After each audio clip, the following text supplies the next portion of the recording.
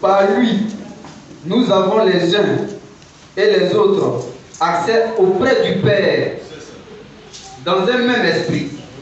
Ainsi donc, vous n'êtes plus des étrangers, ni des gens du dehors, mais vous êtes des concitoyens, des saints, des gens de la maison de Dieu. Alléluia. Amen. Seigneur, ta grâce encore ce matin pour que nous puissions non seulement comprendre ta parole, la prêcher, la vivre. Et Seigneur, chacun venu avec une difficulté, un souci, un fardeau. En écoutant ta parole, une petite portion, même pas, tu n'as pas besoin d'une grande portion, une petite portion de la parole qui est la sémence, qui est la vie, rentre en quelqu'un, Seigneur, pour les délivrer, pour donner une réponse, une consolation, Seigneur notre Dieu. Je vais te prier qu'à la sortie de celui-là, nous puissions dire comme les disciples d'Emmaüs, que nos cœurs ne brûlaient-ils pas en nous lorsqu'ils parlaient. Au nom de Jésus-Christ, Amen. Amen. Que s'asseoir, frère. Donc, comme le frère Marc a dit, désormais, on ne va pas se saluer, voilà, 2 fois. On fait le culte, on va se saluer 1 fois après le culte. Voilà. Parce que quand on se salue, c'est vrai, dans la chance, quand on se salue après, pendant le culte, l'habitude de se voir, d'être content de se voir, ça fait qu'on peut, ah, ça va un peu, tu t'es envoyé ça, tout ça. Oh, on vient de prier depuis le matin, on vient de chanter les chants, donc on était d'un esprit disposé pour le culte. Donc le fait qu'on salue un peu encore, ça fait que on sort un peu de cet esprit-là pour se sacrifier. On est content de se voir là, on est revenu encore. Donc il est mieux que ce soit après le culte qu'on se salue, donc on a le temps de s'exprimer, c'est nous les nouvelles, ça va en plus à longtemps et on va l'envoyer. Donc après le culte, là on va faire les salutations fraternelles. Et puis voilà, donc pendant le culte, avant la louange, on va se saluer. Amen, amen. Que le nom du Seigneur soit béni. Voilà, donc nous venons de lire un texte de l'Écriture. Voilà qui va nous amener à prendre notre position sur la terre, pendant que nous sommes sur la terre. Vous voyez, le thème sur lequel je vais prêcher ce message est celui-ci. Les gens du dehors ou les gens de la maison de Dieu, de qui faites-vous partie? Voilà, je dis le thème au verset 19, il est dit, ainsi donc, vous n'êtes plus des étrangers, ni des gens du dehors, mais vous êtes circoncis des saints, gens de la maison de Dieu. Donc dans ce texte, on voit 2 groupes de personnes, les gens de dehors et les gens qui sont de la maison de Dieu. Le monde est rempli, un peu plein de tribus, de races, d'ethnies et tout cela, mais il y a des personnes, de peuples, Dieu les catégorise en 2 groupes. Les gens de sa maison et les gens qui sont en dehors de sa maison. Amen, amen. Dieu n'est pas dans l'affaire des Baoulé, Kourou, Yakouba, blancs, chinois, arabes. Non. Tous ces humains, tous ces êtres humains sont classés en 2 groupes, en 2 grandes ethnies, 2 grandes races. Les gens de la maison de Dieu et les gens qui sont en dehors de la maison de Dieu. Vous voyez, frère? C'est comme ça qu'on doit voir les choses, puis chacun va connaître sa position, tu vois. Ils ne sont pas des dedans, les gens qui sont dans la maison, les gens qui sont au dehors, on les situe par rapport à la maison de Dieu. Si on veut prendre peut-être notre référence comme étant le stade, mais nous on est actuellement en dehors du stade. Si on prend la présidence, actuellement on est en dehors de la présidence. Vous voyez, si on prend ce lieu là où on est ici, la rassemblée là, si on prend ce lieu comme référence, on va dire que nous on est dedans ici. Tous les gens qui sont au grand marché sont au dehors. Donc on dit les gens du dehors, les gens qui sont dans la maison, le lieu de référence pour classer les gens, c'est la maison de Dieu. Donc la position des gens vis-à-vis de la maison de Dieu, c'est là où on sait si tu es dehors ou tu es dedans. Donc la référence qui va nous donner le pouvoir voir la position des uns et des autres, c'est pas beaucoup de choses, c'est la maison de Dieu. Donc Dieu, parce que Dieu est le dénominateur commun de toutes les nations, tout le monde parle de Dieu, tout le monde croit à Dieu. Le pétition, les versets, on dit Dieu, il y a un pris, là-bas, tout le monde se reconnaît en Dieu. Donc on prend Dieu pour voir quels sont ceux qui sont dans de ce Dieu-là, ceux qui sont en dehors de lui. On ne va pas prendre l'église. On va pas prendre l'église catholique, nous tous on est morts. Si on prend l'Assemblée de Dieu, on n'est pas dedans. Si on prend l'islam, on n'est pas dedans. Donc on va prendre Dieu de qui tout le monde vient comme référence pour voir la position des autres, les uns et les autres par rapport à ceux qui sont dehors et ceux qui sont dedans.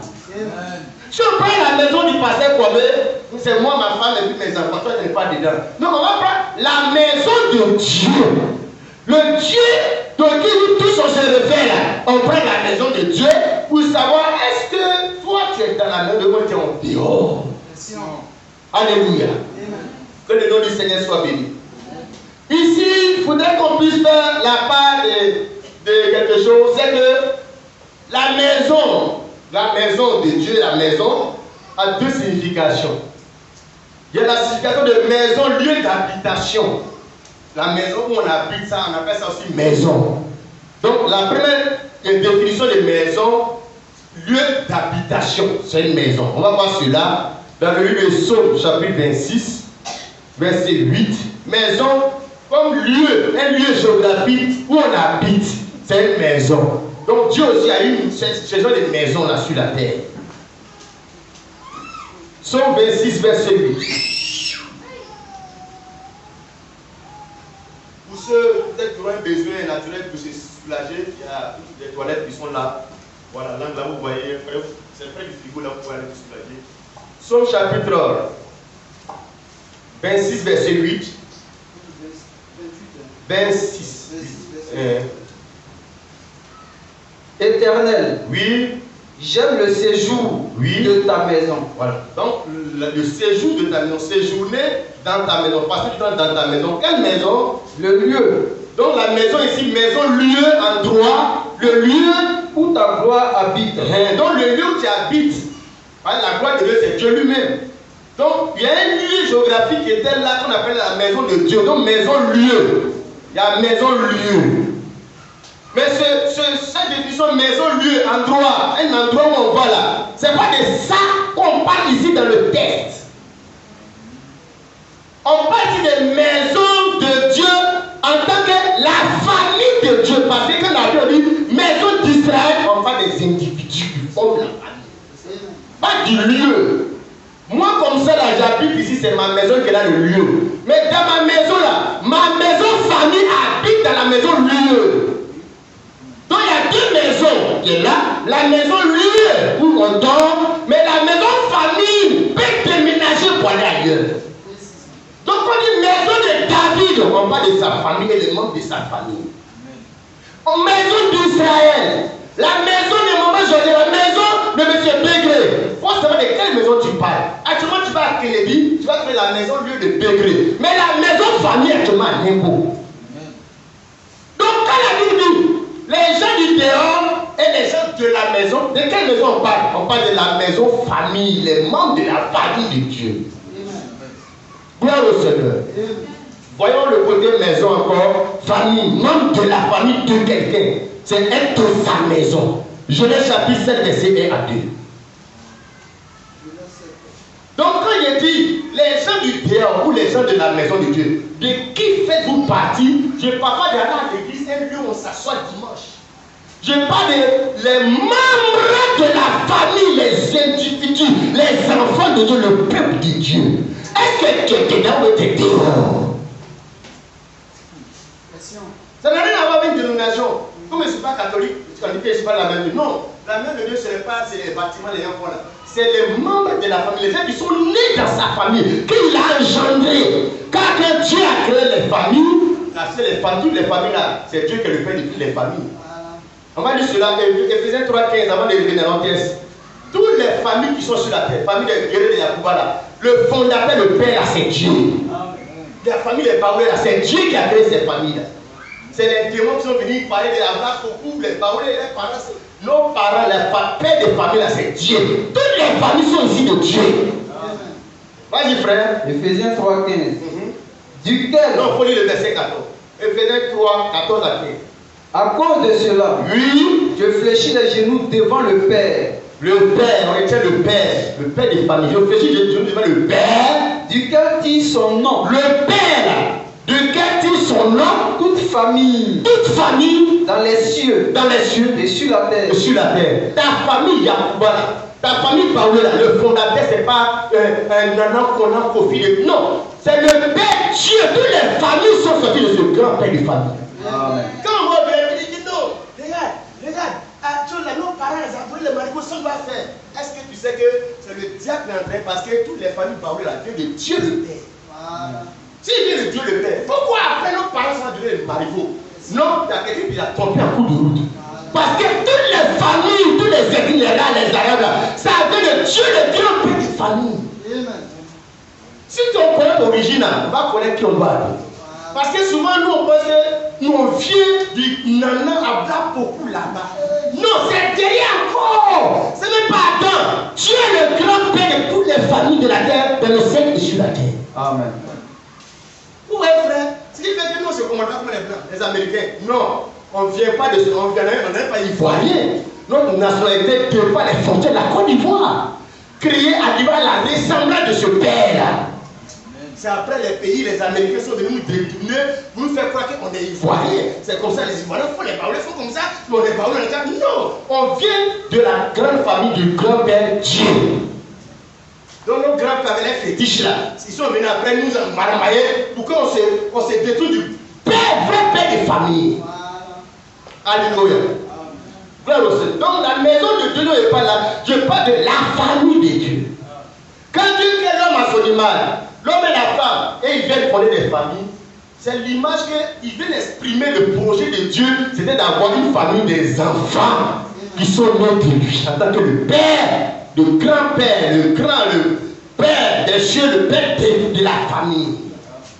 En qui les gens se reconnaissent. Quand je demande, tu vas dire, je suis assemblée de Dieu, je suis tout là, je suis guéri. Non. Quand tu parles en tant que quelqu'un qui parle le nom du Père de famille. Quand chaque famille porte le nom de son fondateur. Alléluia. Le nom Kwame, de la famille Kwame, un jour va disparaître. Mais il y a un nom d'une famille là qui ne va jamais disparaître. Parce que le nom de la famille là, c'est le nom le plus élevé que tous les noms de famille existent. C'est le nom de Jésus-Christ. Toutes les familles vont disparaître. Les noms vont disparaître. La famille de Fouet-Boigny, la famille de George Bush, la famille de Bill Clinton, tous ces noms de grandes familles là vont disparaître. Parce qu'il y a une seule grande famille qui a été fondée par une grande personnalité qui est le plus grand nom, c'est le nom de Jésus-Christ. Est-ce que tu portes ce nom de famille? Est-ce que tu es de cette famille? Baptiste, tout ça c'est des faux noms, c'est des petits noms de famille, des groupes de famille. Nous parlons de la plus grande des familles. Tu n'es pas de cette famille-là? Regarde quand tu es de la famille où il faut poigner. Regarde l'honneur que tu as. Regarde les privilèges que tu as. Regarde les portes que ça t'ouvre. Moi, je parle du plus grand nom de la plus grande des familles. Tu vois, frère, tu vas mourir avec quel nom de famille? Avec quel nom de qui? Tu vas mourir avec quel nom de quelle famille? Vous voyez, frère, il y a des villages, baoulés africains là. Il y a famille et puis il y a famille. Il y a des familles, quand il y a fini dans les familles là, elles n'ont pas joué. Il y a des familles aussi, des familles de misère, de pauvreté. Tu connais un peu l'influence. C'est comme ça. Pour dire qu'il y a famille et il y a famille selon le nom et le fondateur de la famille. Et je parle de la plus grande des familles, la plus grande des maisons, avec le plus grand nom du père des familles qui donne à ses enfants de porter sur la terre. Alléluia. Amen, amen. Genèse 7, 1 à 2. Genèse 7. Oui. L'Éternel dit à Noé, Dieu dit à Noé ceci. entre dans l'arche. Entre dans l'arche. Toi et toute ta maison. Dieu dit à Noé, entre dans l'arche. Toi et toute ta maison. Est-ce que la maison dont il parle ici de Noé là, c'est bâtiment, tôle? L'arche même c'était une maison. Il a construit les bois, il y a fenêtre, il y a porte. Et il dit, entre dans l'arche, il y a une maison avec ta maison. Sa maison, famille, doit entrer dans la maison, bâtiment. Gloire au Seigneur. Amen. Si tu comprends ça bien, tu vas savoir c'est quoi l'église. Qu'il y a l'église bâtiment, que les gens prêchent, viens à l'église, elle a l'église. Ce n'est pas ça qui est la maison de Dieu. Là, tu vas chercher à aller bien à l'église si tu connais la définition. Là, ça va bien aller dans la maison de Dieu. C'est ça. Tu vois, c'est pour dire qu'après, c'est ce qu'on appelle l'église. Ils ont construit une grande église. Ils ont construit une grande église de 10 milliards. C'est ça, j'ai dit, je bâtais mon église là. Non, il ne parlait pas de ces églises bâtiments. Il parlait d'une famille qui est spirituelle, la maison spirituelle de Dieu. Alléluia. Est-ce que tu es intégré de cette maison, de ce projet de Dieu, ce chantier-là, ou tu es intégré, tu fais partie? Tu es Noé, entre dans ta maison, entre dans l'arche. toi et ta maison, vas-y. Car je t'ai vu juste. Je t'ai vu juste devant moi. Oui. Parmi cette génération. C'est ça. Tu prendras auprès de toi. Dans ta famille que tu vas rentrer dans là, tu prendras auprès de toi. 7 doubles. 7 de tous les animaux purs. 16. Le mâle et sa femelle. Oui. Une paire d'animaux. 16. Qui ne sont pas purs. Le mâle et sa femelle. Oui. 7 doubles. Aussi des oiseaux. C'est ça. Du ciel. Tu peux t'arrêter là, frère. Il y a une idée. Donc, la maison de Noé, c'était l'ensemble des individus qu'elle a sauvés et rentrés à l'intérieur de l'arche. Mais ils étaient où avant? Mais ils étaient au dehors comme les autres avant. Maintenant, ils sont en train de rentrer à l'intérieur de quelque chose. De quelle famille? Mais de la famille que Dieu est en train de bâtir. Alléluia. Dieu était en train de bâtir sa famille. Alors, ceux qui composaient la famille de Dieu, la maison de Dieu, mais c'était la famille de Noé et les animaux qui avaient les familles. Parce qu'il y avait les animaux des oiseaux, la famille des oiseaux, la famille des reptiles, la famille de tous ces animaux-là. Et Dieu va piger dedans pour bâtir sa famille nouvelle avec ces espèces de familles. Donc nous venons de la famille Kwame, la famille Koulibaly, la famille de Ouattara, toutes ces différentes familles-là qui étant dans la famille de Dieu, Dieu va en faire sa famille la plus grande famille. On ne va plus porter le nom de Ouattara, mais le nom le plus élevé du Père de famille, Jésus-Christ. Alléluia. Amen, amen. Sinon c'est parce que c'est l'administration. On dit nom de ton Père. Spirituellement, nom de ton Père, tu dis plus Kwame avant de dire ton propre nom. Tu dis Jésus-Christ d'abord. Puis tu mets ton prénom. Parce que tu as découvert qui est ton vrai père, de quelle famille tu viens. Voilà pourquoi les traditions au village, les filets au village, c'est rare, ils font comme ça là. Moi j'étais de cette famille, maintenant je suis d'une grande famille. Ça là, ça marche pas dans notre famille, on ne fait pas ça quand quelqu'un est mort. Quand on veut fêter, on ne fait pas comme ça. Quand on veut se saper, on ne s'habille pas des collants comme ça, parce que je viens d'une grande famille. Je respecte le nom de la famille que j'incarne. Mais demandez, c'est pas de quelle famille ils sont. Parce qu'ils sont ivoiriens, c'est la mode au corps. Non, même humainement par là, les enfants du président Ouattara, ils ne font pas comme les gens des autres Ivoiriens. Ils ne parlent pas comme les autres Ivoiriens. Ils ne s'habillent pas comme les autres Ivoiriens. Ils ne fréquentent pas n'importe quel comme les autres Ivoiriens. À cause de la famille dont ils viennent et le nom qu'ils portent. Tu es chrétien, mais ta famille est plus élevée que la famille présidentielle, monsieur. Tu sais comment ces chiffons que tu appelles la Bible, ces cipollants, ces musiques païennes que tu écoutes et regardes. Tu ne connais pas de qui tu viens, tu ne connais pas ton père de famille, tu ne connais pas de quelle famille tu descends. Au fait, tu es en dehors de la vraie famille. Tu es encore étranger, tu n'es pas encore rentré dedans. Tu te rentres dedans, ah non, chaque famille a ses règles, chaque famille a ses règles. Tu vas te conformer aux règles de la famille. Alléluia. Voilà la différence entre les deux maisons. Maison famille qui habite une maison lieu géographique. Alléluia. Et Paul dit au verset chapitre 2, au verset 18 à 19, là on va bien comprendre notre thème de base. Car par lui, vas-y. Car oui, par lui, nous avons. Par lui, Jésus, par lui là c'est Jésus, de Jésus parle. Car par lui, nous avons les uns oui, et les autres accès auprès du Père d'un même esprit. Verset 19. Ainsi donc, c'est comme une conclusion. Ainsi donc, vous n'êtes plus des étrangers. Quand on dit vous n'êtes plus, ça veut dire que tu étais un étranger avant. C'est comment? On dit quoi? Ah, moi je suis plus à Abidjan, ça veut dire que j'étais à Abidjan. Ainsi donc, vous n'êtes plus des étrangers. Donc vous étiez avant des étrangers. Quand on dit étranger, c'est par rapport à quoi? C'est pas un Mali, Burkinabé. Parce que quand on dit étranger à Côte d'Ivoire, la référence qu'on va vous situer pour catégoriser les étrangers, c'est la Côte d'Ivoire. Donc ici, étranger, quand on parle là, la référence qu'on prend pour les catégoriser, c'est maison de Dieu. Quand tu n'es pas dans la maison de Dieu, tu es un étranger. Tu vois, frère, vous n'êtes plus des étrangers, virgule. Vous n'êtes plus des étrangers, ni des gens du dehors. Donc, étrangers là, son autre nom là, c'est les gens du dehors. Ils sont au dehors, ils sont pas dedans, ils sont au dehors. Les étrangers de Côte d'Ivoire, les Maliens, les Guinéens là, ils ne sont pas de la Côte d'Ivoire. Ils sont en dehors de ça. Donc vous n'êtes plus des étrangers ni des gens dehors, mais vous êtes êtes concitoyens. Vous êtes concitoyens des saints. Les gens de la maison de la famille de Dieu, on les appelle quoi? Des saints. Tu sais quoi un saint? Quelqu'un qui est dans la sanctification. Amen. C'est sa carte d'identité qui est là.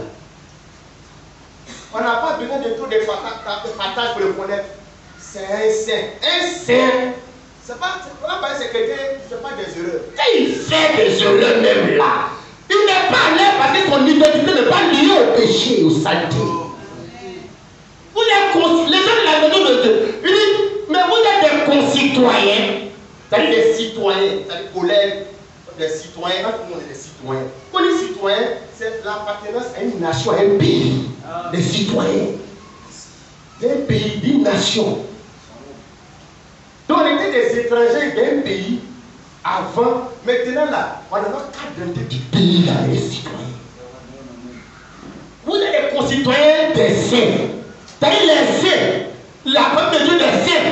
Les saints, l'apôtre de la catholique, Saint Michel, Saint là. On est comme ça aussi. Amen.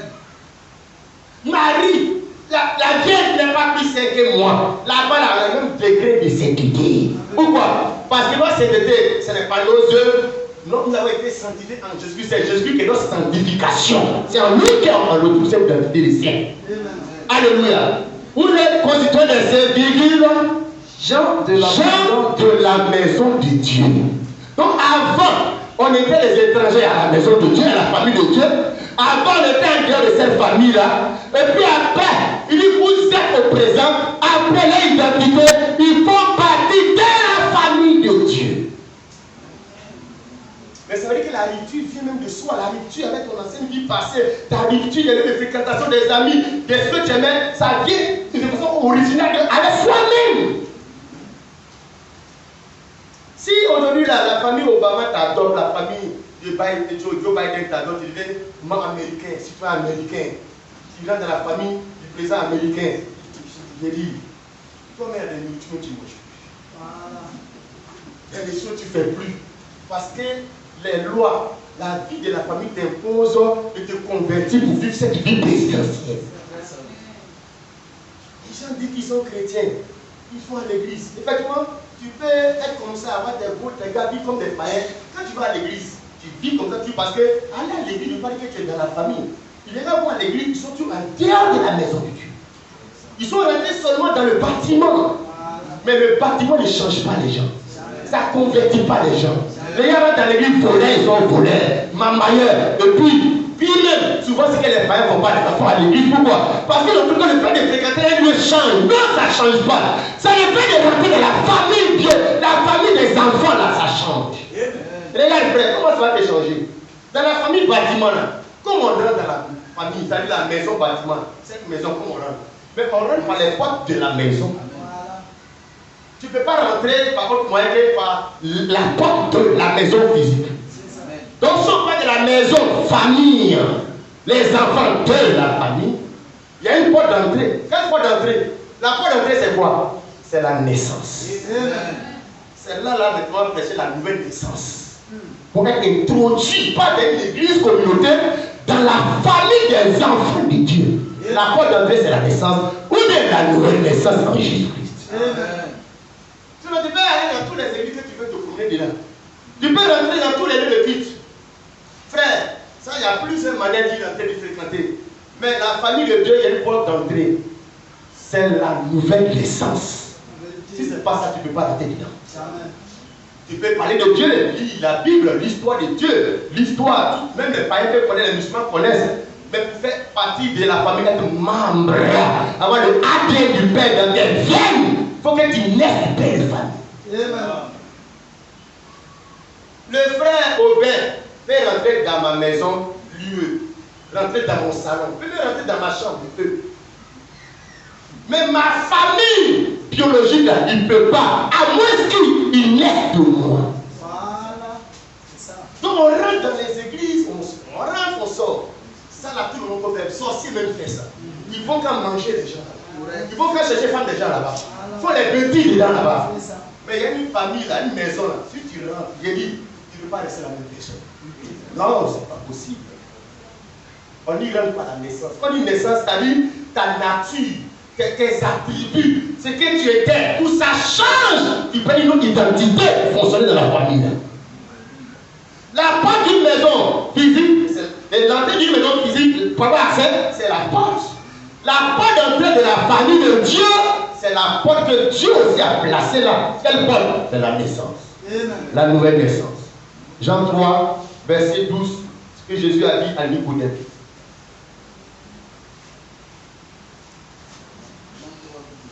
Bon, on va lire un peu plus. Voilà, bon, on va lire. On va passer un peu. Je ne sais pas, frère, si tu comprends la parole de Dieu pour toi ce matin.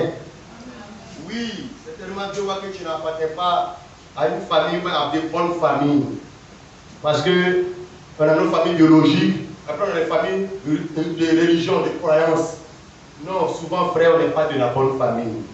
La bonne famille, c'est la maison de Dieu, la famille de Dieu. Comme on y entre, c'est ça qu'ils sont en train de te présenter.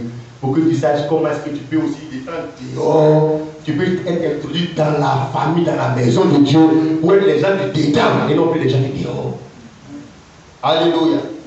Jean le chapitre 3, verset 12. Si vous ne croyez... On lit le verset 3 au verset 4 d'abord. Vous pouvez lire le verset 1. Alors, verset 1 d'abord.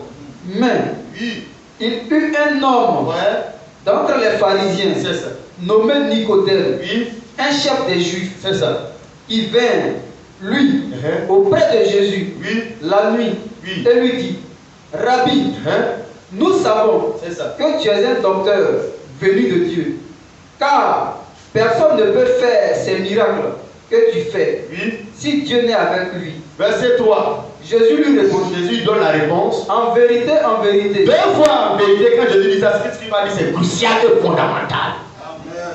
Je te le dis. Si un homme ne naît de nouveau, il ne peut voir le royaume de Dieu. La famille dont on parle, la maison de Dieu dont on parle, la famille dont on parle, c'est notre appellation, le royaume de Dieu. C'est la même chose, famille de Dieu, maison de Dieu. Donc, Nicodème qui est en train de reconnaître ce que Jésus est, parce que reconnaître ce que Jésus est, ça ne te fait pas automatiquement un membre de la famille. Vous pouvez savoir ce que Jésus est. Jésus est un messager, Jésus est un prophète, Jésus est un. Nicodème est venu dire, nous savons que tu es un docteur venu de Dieu. Savoir que Jésus est un vrai enseignant, ça n'amène nulle part.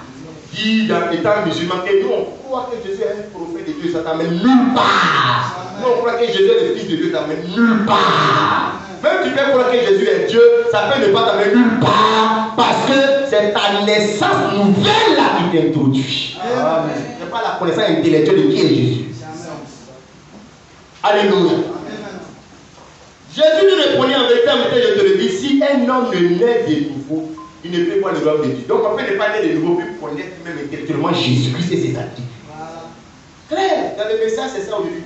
On connaît tous les brochures par cœur. Regarde les manières de vivre comme des païens qui n'ont jamais fait la nouvelle naissance, l'espérance d'être une nouvelle créature. Donc moi j'ai des doctrines là, pour dire qu'on peut être là le salut, tu n'as jamais vu depuis le départ. Non, on ne peut pas, le péché ne peut pas vivre la boisson, on peut goûter les femmes, regarde, quelqu'un de la famille de Dieu ne peut pas avoir une vie moralement en dessous de celui qui est un païen. Non. Humainement parlant, il y a les familles présidentielles, les vies, ils ont une qualité de vie élevée. L'éducation élevée.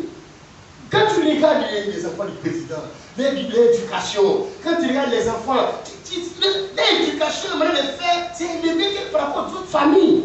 Un enfant de Dieu, sa vie, sa moralité, ça peut pas être moins que pour les païens. Il ne peut pas venir s'amuser, vivre n'importe comment. Dire que non, il a une moralité qui est de qualité supérieure. Moralement, comportement, manière de faire, manière de chercher l'argent, manière de se marier. Pourquoi? Parce que c'est la plus grande famille, la plus grande éducation. Toi, tu es un partenaire de Dieu, tu insultes les gens comme ça, là. Même pas même nous-mêmes pour insulter la même quand même. Voilà. Non, c'est quand on regarde connaître la Bible, je dis, tu veux connaître la Bible, connaître la Bible. Regarde, la connaissance de la Bible ne t'introduit pas dans la famille. Ce que Nicodème disait de Jésus là, c'est vrai. La Bible dit, tu crois qu'il y a un seul Dieu, les démons le croient et tremblent. Tu as crois ça? Divinité de Jésus, quoi? Par exemple, au nom de Jésus, on croit. Tu crois ça intellectuellement, ça ne veut rien dire. Il faut que tu sois né de nouveau pour entrer dans cette famille. Et quand tu es né de nouveau, Jésus a dit, vous les reconnaîtrez à les fruits. vient faire la promotion du péché. On vient encourager les gens à vivre de la débauche, faire la promotion des jeux de loterie, de l'auto, tout ça, des hommes de Dieu qui viennent insulter bâtard. C'est pas ça. Regarde, quand tu es dans une grande famille biologique naturelle, ça là, ton langage ne dit pas. Après de ta famille dont tu viens. C'est quand tu viens des familles, il y a beaucoup derrière là, dans les rues là, les familles, les enfants de la rue. Ça, la rue, c'est sa famille, c'est comme ça on parle. C'est comme ça on fait, chez femme, comme ça dans la rue. Comme les chiens dans la rue, une chienne dans la rue, elle a un chalet, tous les chiens du quartier, même qui sont pour venir. Mais le chien, la chienne du président de la République, ou même c'est un chalet, quel chien gagne qui zone va vivre? Quand même tu es mort avec le vigile.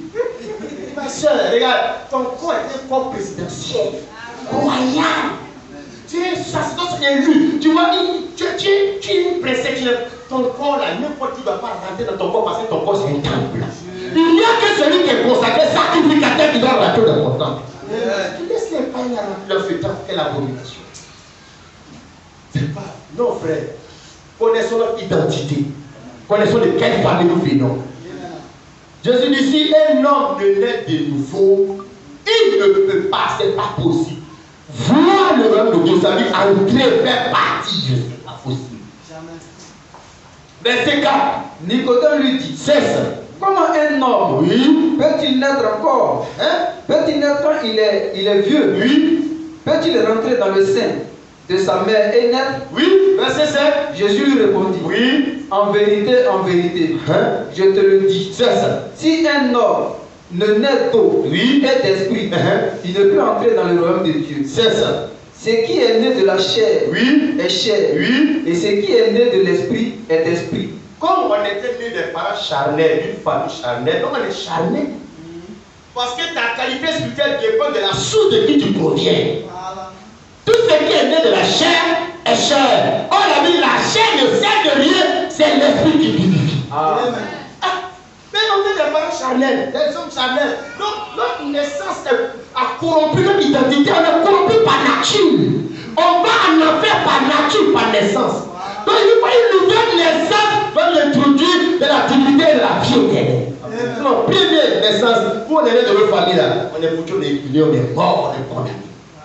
Peu importe les bonnes œuvres que tu vas faire, tu es mort. À cause de la famille dont tu viens. Alors il exige qu'il y ait une nouvelle naissance, il faut naître de l'esprit. Si tu es né de l'esprit, alors tu as une identité, une nature spirituelle. Naître de l'esprit. Et naître de l'esprit, c'est quoi, frère? Nous allons voir tout ça tout à l'heure. Vas-y, verset 8. Verset 8. Le vent souffle. Oui. Où il veut. Et tu entends le bruit. C'est ça. Mais tu ne sais d'où il vient. Oui. Ni où il va. Il est ainsi. Il est ainsi. De tout homme. De tout homme qui est né de l'esprit. C'est ça. Nicodème lui dit. Oui. Comment cela peut-il se faire? Et Jésus dit. Jésus lui répondit. Tu es docteur d'Israël et tu ne sais pas ces choses. Pourquoi? Parce que Jésus est venu pour introduire l'entrée de la nouvelle famille de Dieu par nouvelle naissance. La loi de Moïse, tout ce qu'il faisait là, ça n'a pas aidé l'homme à être né de Dieu. La loi de Moïse, ça n'a pas pu faire. Donc, il dit, mais comment cela peut se faire? Et Jésus dit, tu es docteur de la loi et tu ne sais pas ces choses parce que Dieu a dit ça par prophétie. Il n'a pas fait, il allait le faire quand Dieu allait venir lui-même. Regarde le verset 12. Si vous ne croyez pas, quand je vous ai parlé des choses terrestres, comment croirez-vous? Quand je vous parlerai des choses célestes? Verset 13. Personne n'est monté au ciel. ciel. Si ce n'est celui qui est descendu du ciel. C'est ça. Le Fils de l'homme qui est dans le ciel. Voilà le chemin de la naissance. Verset 13, je vais bien t'expliquer. De la manière Dieu va t'introduire sur la terre, la naissance il va prendre pour devenir un homme sur la terre pour venir vers nous là. C'est ça qui est le chemin par lequel aussi l'homme doit passer pour aller dans la divinité. C'est ça qu'on appelle la nouvelle naissance. C'est-à-dire le chemin que Dieu, le sauveur, le salut, la vie éternelle, l'éternité, la divinité, prend pour naître en chair, pour venir vers l'homme qui est sur la terre, vers l'humanité. C'est le chemin que l'humanité prend pour dans la naissance pour venir vers Dieu. Comment Dieu est né sur la terre? Mais par une vierge. C'est-à-dire que quand la nouvelle naissance, c'est le fait que Dieu a fait t'engendrer dans la virginité morale et spirituelle. C'est en Jésus seul que tes péchés n'existent plus. Où tu es créé dans la virginité. Voilà pourquoi le Seigneur est venu se former dans une vierge. Pour que dans cette voie de la nouvelle naissance, l'homme va prendre la virginité sans péché pour aller au ciel. Quand un péché ne peut pas aller au ciel. Regardons comment Marie est née, car ce que l'ange est venu dire à Marie, ce qui est arrivé à Marie, c'était la nouvelle naissance. La nouvelle naissance, en réalité, quand tu dois connaître de nouveau, ce n'est pas toi qui nais, c'est Christ lui-même qui vient naître, se former à l'intérieur de toi, comme pour Marie. Luc, le chapitre 1, verset 34. On connaît un peu plus ou moins l'histoire, on va essayer de combiner notre temps. Vas-y frère. Luc 1, 34. Oui. Marie dit à l'ange. Voilà, donc l'ange dit à Marie, je salue, toi, si tu as été fait, voilà, tu vas tomber enceinte, tu vas enfanter fils, après fils de Dieu, Marie réagit. Vas-y frère. Marie dit à l'ange. Oui. Comment cela? C'est que tu veux le dire. C'est que tu veux le dire que Dieu va être au monde, tu vas être tombé enceinte du fils de Dieu très haut. Comment cela se fera-t-il? Et elle ajoute, puisque je ne connais point d'homme. La question de Marie, elle fait référence à la première naissance. La première naissance, est-ce qu'il y a un homme et une femme? L'ange est venu l'informer de la nouvelle naissance, la nouvelle manière de naître dans la famille de Dieu, où on n'a pas besoin de rapport sexuel et sémence humaine. Donc elle dit, tu dis que je vais te enseigner à enfanter le fils de Dieu. Comment ça se traduit? Puisque je ne connais pas, donc elle fait référence à la première manière de naître. Et là, il va évoquer la nouvelle naissance. Parce que quand on parle de nouvelle naissance, ça dit automatiquement on parle de l'ancienne naissance. Pour que je sois nouveau, il faut que l'ancien là est là. Voilà. Que l'ex-président, quand on dit l'ex-président Laurent Gbagbo, ça veut dire qu'il y a un nouveau président qui est là. Donc quand on dit nouvelle naissance, ça veut dire qu'il y a une ancienne manière de naître qui existe. Dieu vient introduire, établir une nouvelle. L'ancien existe. L'ancien existe comment? Comment ça se fait? Mais il faut une sémence d'homme pour aller vers la femme. Le spermatozoïde va répondre l'ovule de la femme. Voilà comment ça se fait. Donc il dit comment ça se fait? Peut-être je ne connais pas d'homme. L'ange va lui parler de la nouvelle naissance. Va-y frère. L'ange lui répondit. L'ange lui répondit. Le Saint-Esprit vient. C'est ça que Jésus a dit. C'est qu'elle est de l'esprit. Esprit. Comment ça va se faire cette nouvelle naissance? Cette naissance dont tu parles. Parce que la nouvelle naissance, ce n'est pas toi qui nais à l'intérieur. C'est Christ, Dieu qui vient se former net à l'intérieur de toi. Sinon toi-même là, toi et puis moi là, c'est notre même quête là d'avant, nos mêmes yeux là, nos mêmes tailles qu'on avait quand on était païens qui est toujours là. Mais à l'intérieur de nous, il y a un Dieu qui s'est créé, qui s'est formé. Voilà pourquoi la Bible dit Christ en vous. Le diable regarde ce qui est à l'intérieur de toi. Il y a qui en toi? C'est ça qui est chrétien. Chrétien, que Christ est venu se former pour naître à l'intérieur de toi. Ce n'est pas ta poche, ce n'est pas ton argent, ce n'est pas ton extérieur, ton intérieur. C'est quand ton intérieur est rempli de la divinité de l'éternité, si tu meurs dans ça, tu vas au ciel. Mais si en toi, le corps la meurt, fait à rien, mais c'est fini, il n'y a rien, il n'y a pas d'espérance pour toi après la mort. Là, il dit le Saint-Esprit viendra sur toi. Viendra sur toi. Et la puissance du Très-Haut te couvrira de son ombre. C'est pourquoi le seul enfant qui naîtra de toi sera appelé fils du Dieu. Ce dont Marie a parlé, elle a fait référence à l'ancienne naissance. Là, je lui parle de la nouvelle naissance. Le Saint-Esprit viendra sur toi. Et la puissance du Très-Haut te couvrira de son nom. C'est pourquoi le Saint-Enfant qui naîtra de toi sera appelé fils de Dieu. Donc en toi, on va former des attributs de fils de Dieu, mais de fils de Dieu. Amen. Dieu vient former en toi, tu vois, les attributs de son enfant. Regarde, là, dit à Marie, le Saint-Esprit te couvrira et la puissance du Très-Haut. Souligne, puissance du Très-Haut. Tu vois, nous, quand on parle de puissance de Dieu va venir sur toi, c'est que la personne va tomber. La personne va crier, rester en transe. Là, il a dit à Marie, là, il a dit comment ça va se faire? Il dit, le Saint-Esprit te couvrira et la puissance du Très-Haut. Quand la puissance de Dieu vient sur quelqu'un, là, c'est pas pour le faire tomber le très malin, c'est pour former à lui Jésus-Christ. Voilà ce que la puissance de Dieu fait dans ta vie. Quand il a formé à toi Jésus-Christ, c'est pour mettre ses attributs. Quelqu'un, une femme n'est qu'à porter le problème pour le venir vers toi. Tu peux maintenant résister. Pourquoi? Parce qu'en toi, il y a une vie qui est fondamentale pour résister au péché. C'est ça la puissance de Dieu. Qui fait que tu étais un drogué alcoolique. Mais pourquoi ces choses-là, tu as pu les faire parce que la puissance de Dieu qui est venue sur toi là, a formé à toi une vie éternelle. Et les attributs de fils de Dieu. C'est ça. Et maintenant, ce qui est à toi, c'est la qualité de la famille supérieure. L'éducation supérieure qui a été créée en toi. Alléluia. Tout le Saint-Esprit qui est en toi, ma soeur. C'est pas là, c'est un don. Mais les gens ont fait que quand on classifie les choses. Quand la puissance de Dieu est venue sur Marie, elle a pas dans le ouf. Elle est tombée ouf. Quel était le résultat du fruit du Saint-Esprit, sa puissance dans sa vie? C'est que le résultat, elle est tombée enceinte. Jésus était formé à l'intégrité. Quand Christ est formé à l'intérieur de toi, mais tes appétits changent.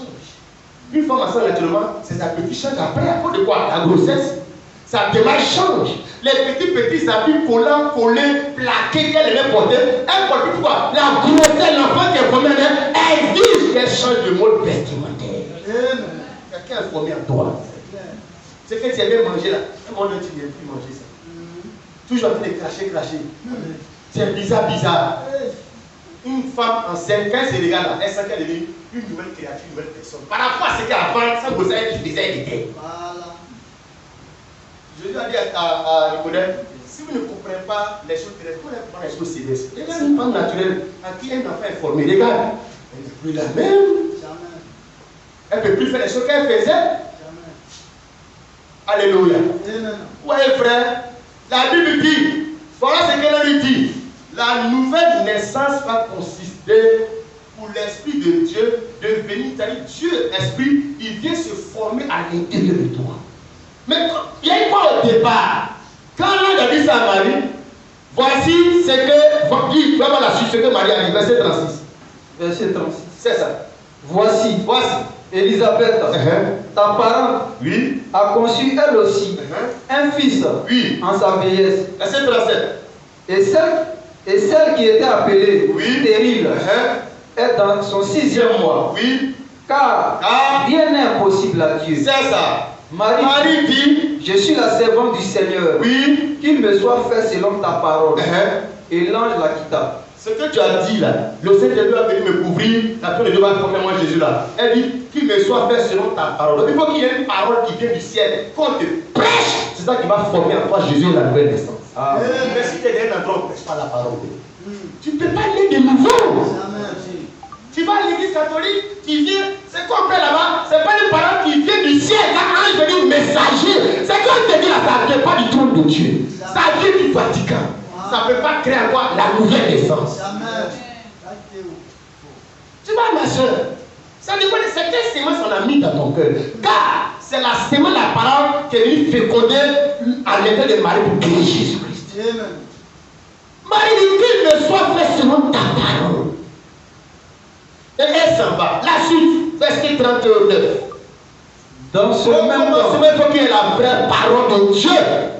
Quand tu vas entendre, garde la foi de ce qu'on entend. Et ce qu'on entend doit venir la parole de Christ. C'est ce que tu entends, la parole de Christ, qui va venir créer en toi Jésus-Christ. C'est ça, l'unité de l'esprit, la nouvelle naissance. Verset 39.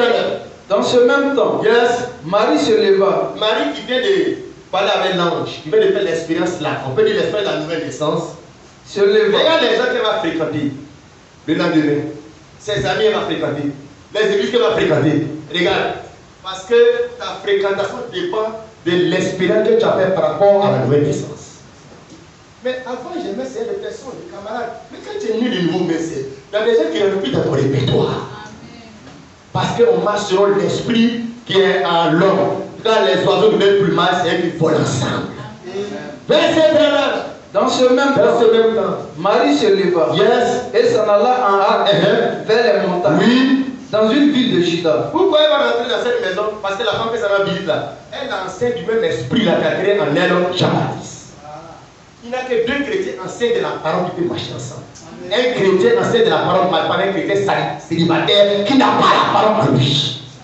Son âme n'est pas fécondée par la parole. Il n'est pas né de nouveau. C'est les gens enseignés par la parole qui se fréquentent, qui marchent ensemble, qui peuvent se marier parce que c'est la même parole que les enseignés. Tu n'es pas un fallait marier par rapport à quoi? Parce qu'il est joli, il a l'argent. Non, non. Parce qu'il a été fécondé par la même parole qui m'a fécondé aussi mon âme. Marie s'en va rendre visite à qui? Verset 40. Elle entra dans la maison de Zacharie. C'est ça. Et salua Élisabeth. Amen. Amen. Or, Élisabeth était enceinte déjà par rapport à Jean-Baptiste. Verset 41. Dès qu'Élisabeth entendit la salutation de Marie, Oui. son enfant tressaillit dans son sein. Oui. Et elle fut remplie du Saint-Esprit. Qui a été rempli du Saint-Esprit ici? Élisabeth. Marie aussi avait reçu le Saint-Esprit qui l'a couvert. Qui a pris la couverture. On dit couvert, non? La parole de Dieu, la saccade les gens. L'Esprit de la couverte. C'est ça, la couverte, tu peux couvert. Les accords, là, tout ça, on a oublié. Donc, elle s'en va aussi dans la main de quelqu'un aussi qui est censé avoir l'Esprit de Dieu. Pour que ce qui en est, c'est qu'un autre, ça tressaille des joies. Il y a la joie dedans. Il fallait poser. C'est l'Esprit de Dieu qui s'entristèle, qui s'édifie. Amen. Elle ne va pas aller dans une visite, Elisabeth est arrivée là-bas, elle a chanté, toi t'es joué sur le poteau. C'est quoi ça? Non, elle ne fait qu'aller vers quelqu'un dont l'attitude, dont la main de fer va entretenir aussi la grossesse qu'elle vient d'avoir des anges. Car c'est l'Esprit de Dieu qui s'édifie lui-même au travers de notre frère. Quand la Bible dit que le frère aussi fait attister l'Esprit, comment attister l'Esprit de Dieu. La Bible dit, voilà ce qu'Élisabeth remplit du Saint-Esprit. Quand la Bible dit qu'Élisabeth remplit du Saint-Esprit, est-ce que David Élisabeth est pas dans ici? Donc le parent a fait un don plus tard, du verset à Nabola, après la Pentecôte. Ils sont déjà, mais le Saint-Esprit remplissait les gens. Il dit, quand on parle de Jésus, il se former le Saint-Esprit. C'est que le baptême du Saint-Esprit a lieu. Parce que le Saint-Esprit, c'est Jésus lui-même. Pas besoin d'attendre la Pentecôte. Non, la Pentecôte, c'était une autre dimension par rapport à la fête de Pentecôte et tout cela. Donc, déjà, le Saint-Esprit commençait à prendre l'air, mais ce n'est pas l'abondance.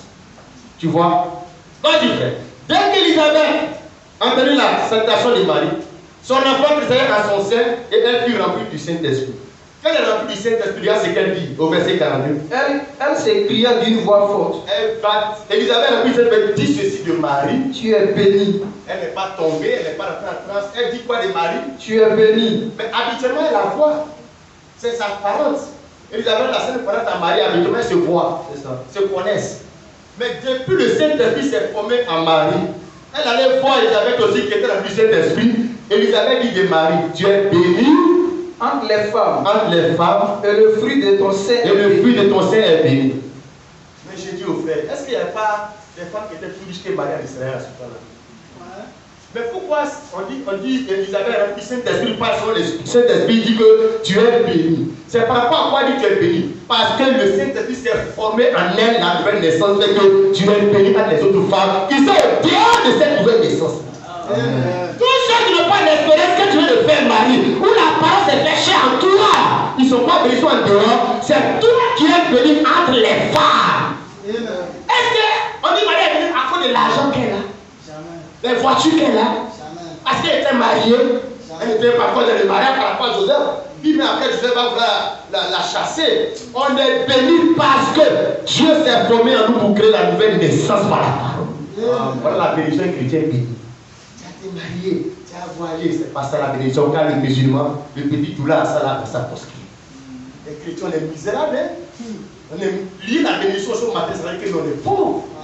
Car les gens qui sont les plus riches sur la terre, ce n'est pas les chrétiens, c'est les païens, les arabes, les illuminati, les francs-maçons. Et nous, on va passer ça à l'église. Les gens vont à l'église pour ça. Et parce que les cas il y a des affaires, voyager, le visa. Avoir le visa, ça veut dire suivre les pays, avoir le visa. Dieu me dit que ton visa va sortir la semaine prochaine. C'est un Américain qui vient d'une église comme ça, c'est là dessus. Quoi? Avion, quelqu'un pour nous voir un moteur tassi là. En Afrique là, c'est prophétie. Tu vas voyager, ton visa va sortir. C'est pas. Non, l'Africain, il se sous-estime, la pauvreté morale, jusqu'à il faut que ce soit révélation pour qu'on voyage. C'est le professeur là, tu ne vas jamais entendre aux États-Unis, dans l'église des Américains. Dieu me dit que tu vas voyager cette année. Quoi? Ce qu'il fait tous les jours là, quand Dieu dit, il va faire. Quand il dit tu vas voyager là, c'est pas pour aller à 2000 ans. Tu vas parler à Dieu, bon, c'est un avion là que Dieu dit tu vas voyager, que Dieu l'Éternel là prend pour dire que je vais t'aider, ma soeur, tu seras dans l'avion. Mais on va te ramener tout l'avion. Quand tu es béni, comme l'Esprit de Dieu a dit par Elisabeth, c'est que ta Christ s'est formé en toi. Et tu es béni. Tu es plus béni que le président de la République. Tu es plus béni que Ronaldo, Cristiano Ronaldo, Messi. C'est ça. C'est-à-dire, quand la richesse, la bénédiction, se ne voit pas par rapport à l'argent ou bien de temps, par rapport à Dieu à qui appartient l'argent qui vient affecter à toi. Amen. Il ne veut pas l'argent lui-même. Parce que quand tu vas à Abidjan, tu dis que quelqu'un est venu. Ah, tu es venu, tu m'as envoyé quoi? Faut exprès, faut lui dire que moi, je suis venu. Lui, je ne veux pas ça, lui, il faut envoyer les bénédictions. Ça dit, tu m'as envoyé quoi? Normalement, la personne même qui bénit, elle a plus de valeur que la bénédiction qu'elle peut te donner. Dieu m'a donné ça, il m'a donné ça. Ce que Dieu te donne n'est pas éternel, ça peut se perdre. Mais ce que Dieu lui-même, sa personne est en toi, ça a plus de valeur que l'homme et l'argent, que le mariage.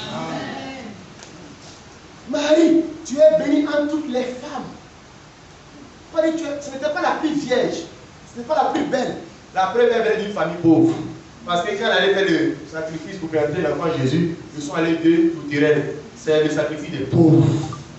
Comme une femme pauvre comme ça, d'une famille pauvre, on dit, parmi toutes les femmes d'Israël, même la femme du héros du roi, la reine, Marie la plus bénie qu'elle. Par rapport à quoi? Par rapport à ce que l'ange est venu prêcher une parole qui va former en elle Jésus-Christ, la nouvelle naissance en elle. Alléluia. Qui parle ici? Mais c'est le Saint-Esprit inspirant Élisabeth qui parle. Quand votre Saint-Esprit vient à vous, normalement, ce que ça vous amener en affaire, je vois ta grand-mère, elle est sorcière comme ça. Non, le Saint-Esprit vient à toi, tu vois Jésus dans les choses, dans les gens. Élisabeth voit Jésus dans la femme là. Quand nous on vient, le Saint-Esprit nous fait, c'est pour nous faire voir le diable, Satan, les démons. Regarde ta Bible, on parle peu des démons, on parle beaucoup des anges. La gloire de Dieu plus. Nous dans nos églises, c'est plus les prix de combat. Combat. Le diable. Non, quand le Saint-Esprit vient à toi, ça vient former à toi Jésus. Tu vois Jésus dans les choses, dans les gens. Et le Saint-Esprit met Elisabeth à voir que, hé Marie, ma soeur, avant tu venais ici, je sens que tu as fait une expérience. Tu n'es pas la même. Je sens que tu es béni. Elle ajoute, et le fruit de ton sein est béni. Qui lui a dit, Marie lui a pas dit, le Saint-Esprit lui a montré que mais la parole s'est formée en toi. Il y a une naissance que tu as mis en toi. Et c'est que Marie dit par la suite, un jour on va revenir là-dessus. Les musulmans sont choqués, disent que Marie est la mère de Dieu. Marie est la mère de Dieu. Nous on croit que Marie a été la mère de Dieu. Pourquoi ça? Parce que c'est dans les Écritures. Voilà. Qui parle ici? Élisabeth. Sous quelle inspiration? Sous l'inspiration de l'Esprit, toi était rempli. Verset 43. Comment m'est-il accordé? C'est Élisabeth, je vous rappelle qu'Élisabeth est la femme du sacrificateur Zacharie, qui n'est pas n'importe quoi dans le culte. Donc c'est une femme qui connaît la parole de Dieu comme son mari, c'est la femme du sacrificateur. Regarde ce qu'elle dit, comment m'est-il accordé que la mère de mon Seigneur. La mère de qui? De mon Seigneur. Qui parle ici Élisabeth? Sous quelle inspiration? L'inspiration de l'Esprit de Dieu. De quel Seigneur Élisabeth parle? De Jésus-Christ. En tant que l'Éternel Dieu qui est venu au travers d'elle. La mère de mon Seigneur. Elle dit qui est la mère de son Seigneur? De quel Seigneur parle? Elle parle de l'Éternel Dieu de l'Ancien Testament de son mari Zacharie. Marie est la mère de Dieu. C'est Élisabeth sous l'expression Saint-Esprit qui dit ça. Mais le musulman, lui, n'a pas la révélation du contenu de ça. Ça veut dire quoi? Ça veut dire que non. Toi, tu dis que Marie est la mère de Dieu. Lui, Marie a été la mère de Dieu selon ce que Élisabeth a dit. Le contexte là, c'est ça qu'ils ne comprennent pas. Voilà. Sinon, mère de Dieu, mère de Dieu, mère de Dieu. Quand Dieu est venu sur la terre, le chemin qu'il a pris, il a pris le chemin des enfants d'une femme pour venir. Le moyen de transport pour se déplacer. C'est ça, mère de Dieu. Et c'est Isabelle qui dit ça. Nous, on ne dit pas comme les catholiques disent pour vénérer Marie. Non, on ne dit pas. Les apôtres, Luc, l'évangile Luc, l'apôtre Luc, celui qui a dit, plus tard là-bas, ils ne vont pas vénérer Marie dans l'église des saints. Ils n'ont jamais fait ça. Ils ont dit ça, mais ils savent la place que Marie occupe. Qu'est-ce que ça veut dire? Marie, mère du Seigneur, mère de Dieu, c'est dans les Écritures. Le problème, les gens veulent prendre des révélations. Alléluia. Amen. Gloire à Dieu. Amen. Et la suite, nous la connaissons, c'est que Marie est bénie à toutes les autres femmes à cause de quoi? Cette expérience-là. La même expérience est répondue chaque fois que tu entends la parole, que la parole vient créer, former Jésus-Christ en toi. Tu as la même position que Marie a à tous les autres jeunes aussi.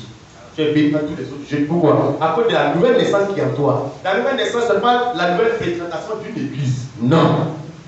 Fréquenter l'église, ce n'est pas la nouvelle naissance. Ça, c'est un nouveau emploi du temps, une nouvelle habitude. Comme je vais à l'église maintenant. À l'époque, Denko, petit Denis, c'est que ce monsieur est lié dans l'esprit de la drogue. Mais il y a des moments où il dit qu'il ne fait plus la drogue, c'est fini, il a arrêté. C'est bien. Vous dites que même si on n'est pas les nouveaux, on peut faire des bons yeux. Ce n'est pas que tu es les nouveaux. Un parent ne peut pas la il va plus fumer, ils le font. Ce n'est pas de ça qu'il s'agit. Il s'agit de ton identité qui change, qui te fait entrer dans la famille de Dieu. Alléluia. Marie est devenue une nouvelle personne. Élisabeth a voyé avant. Pourquoi lui dit ces nouvelles choses sur elle? Tu es béni dans tous les femmes. Pourquoi? Parce que le fruit de ton sein est béni. Celui qui est en toi, s'il est béni, c'est que tu es béni. Celui qui est en toi, s'il est Dieu, c'est que tu es quoi? Tu es Dieu. Celui qui est en toi, s'il est saint, c'est que tu fais partie, tu es concitoyen des saints. Il ne faut pas regarder tes yeux, ta nature. Défine-toi par rapport à celui qui est en toi. Vous voulez dire que vous êtes saint. Vous voulez dire quelque chose. Regarde, moi ici saint, moi on est saint. Pourquoi? Parce que Christ est notre sanctification. Alléluia. Frères et sœurs, voilà la réalité qui est arrivée à notre sœur Marie. C'est cette naissance-là qu'il faut expérimenter pour faire quoi? Partie de la famille de la maison de Dieu. Les apôtres vont reprendre cela, ils vont enseigner cela. Galates 4, verset 19. Nous allons évoluer pour maintenant voir l'application du Nouveau Testament pour voir, frère, qu'est-ce qui a fait qu'ils n'ont pas les gens de dehors, les gens de la maison. Quand il est la porte d'entrée, mais c'est Jésus qui est la porte d'entrée. Mais comment? Quand lui-même, sous forme de parole parlait, peut se former en toi pour que la parole soit chère à l'intérieur de toi. Galates 4, 19.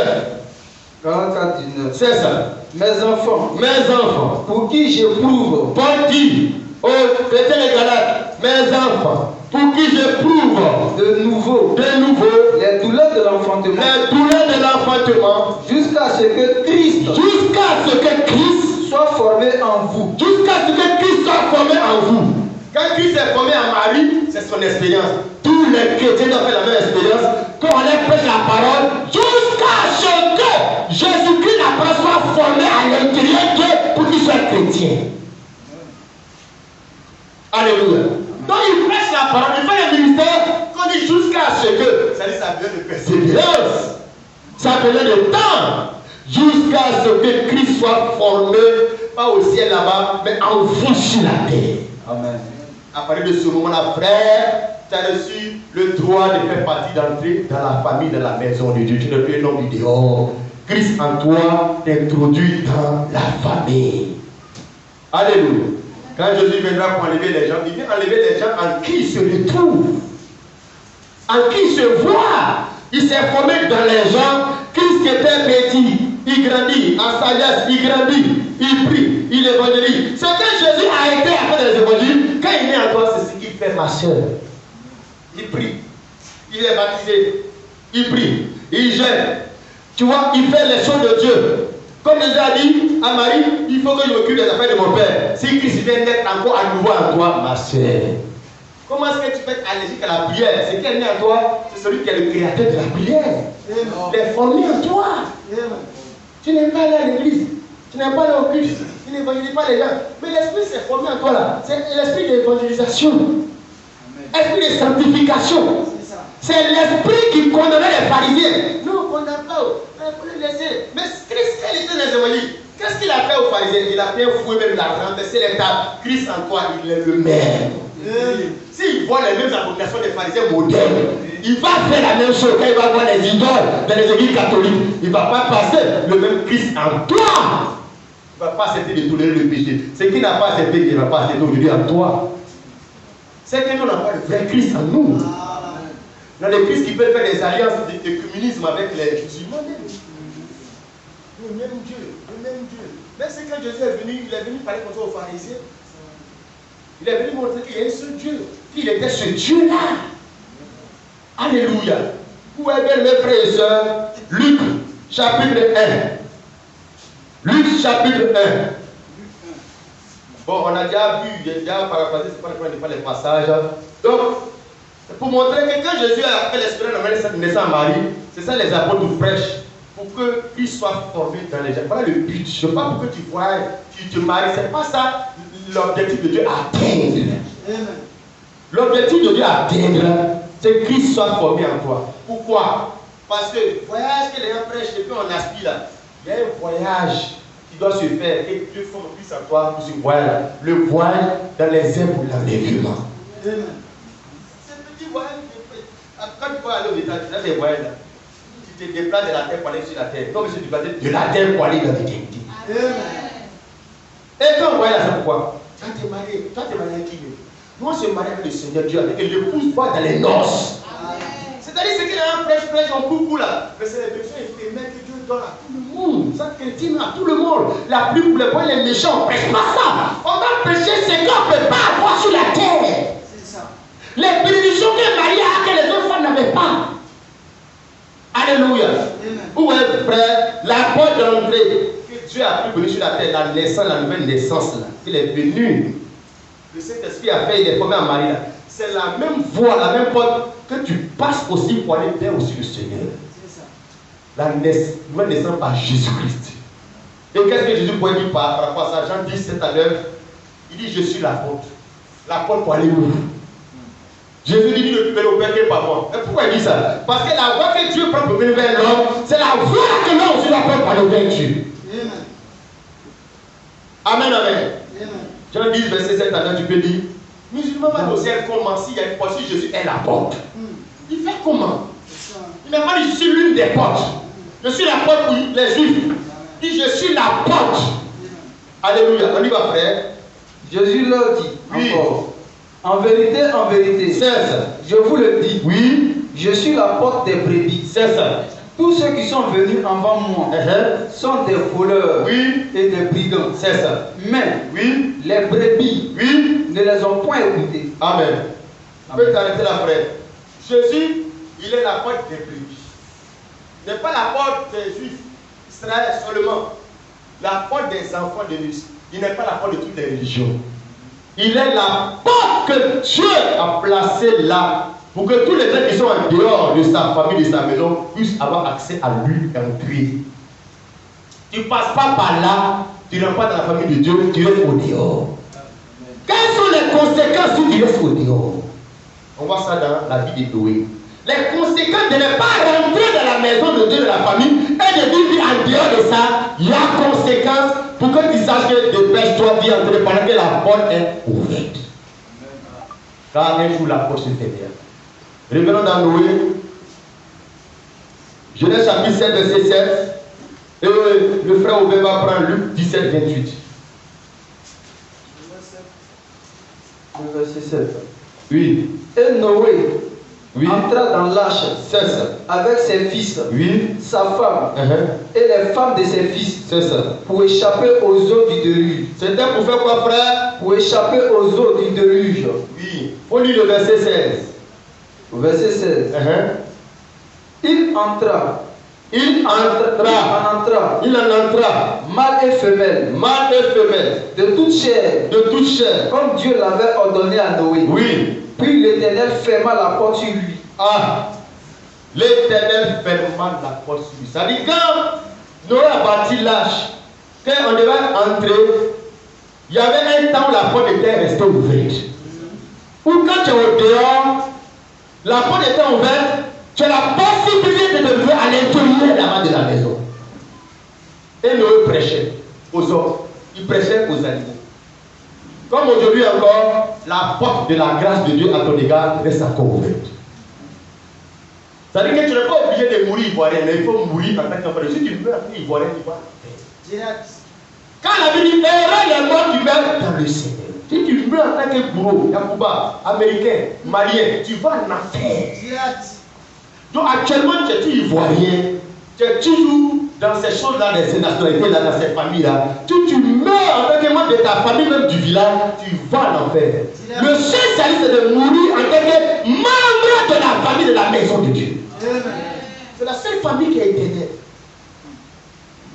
Et Noé a fait la famille des oiseaux, la famille des animaux, la famille des reptiles, la famille de tout.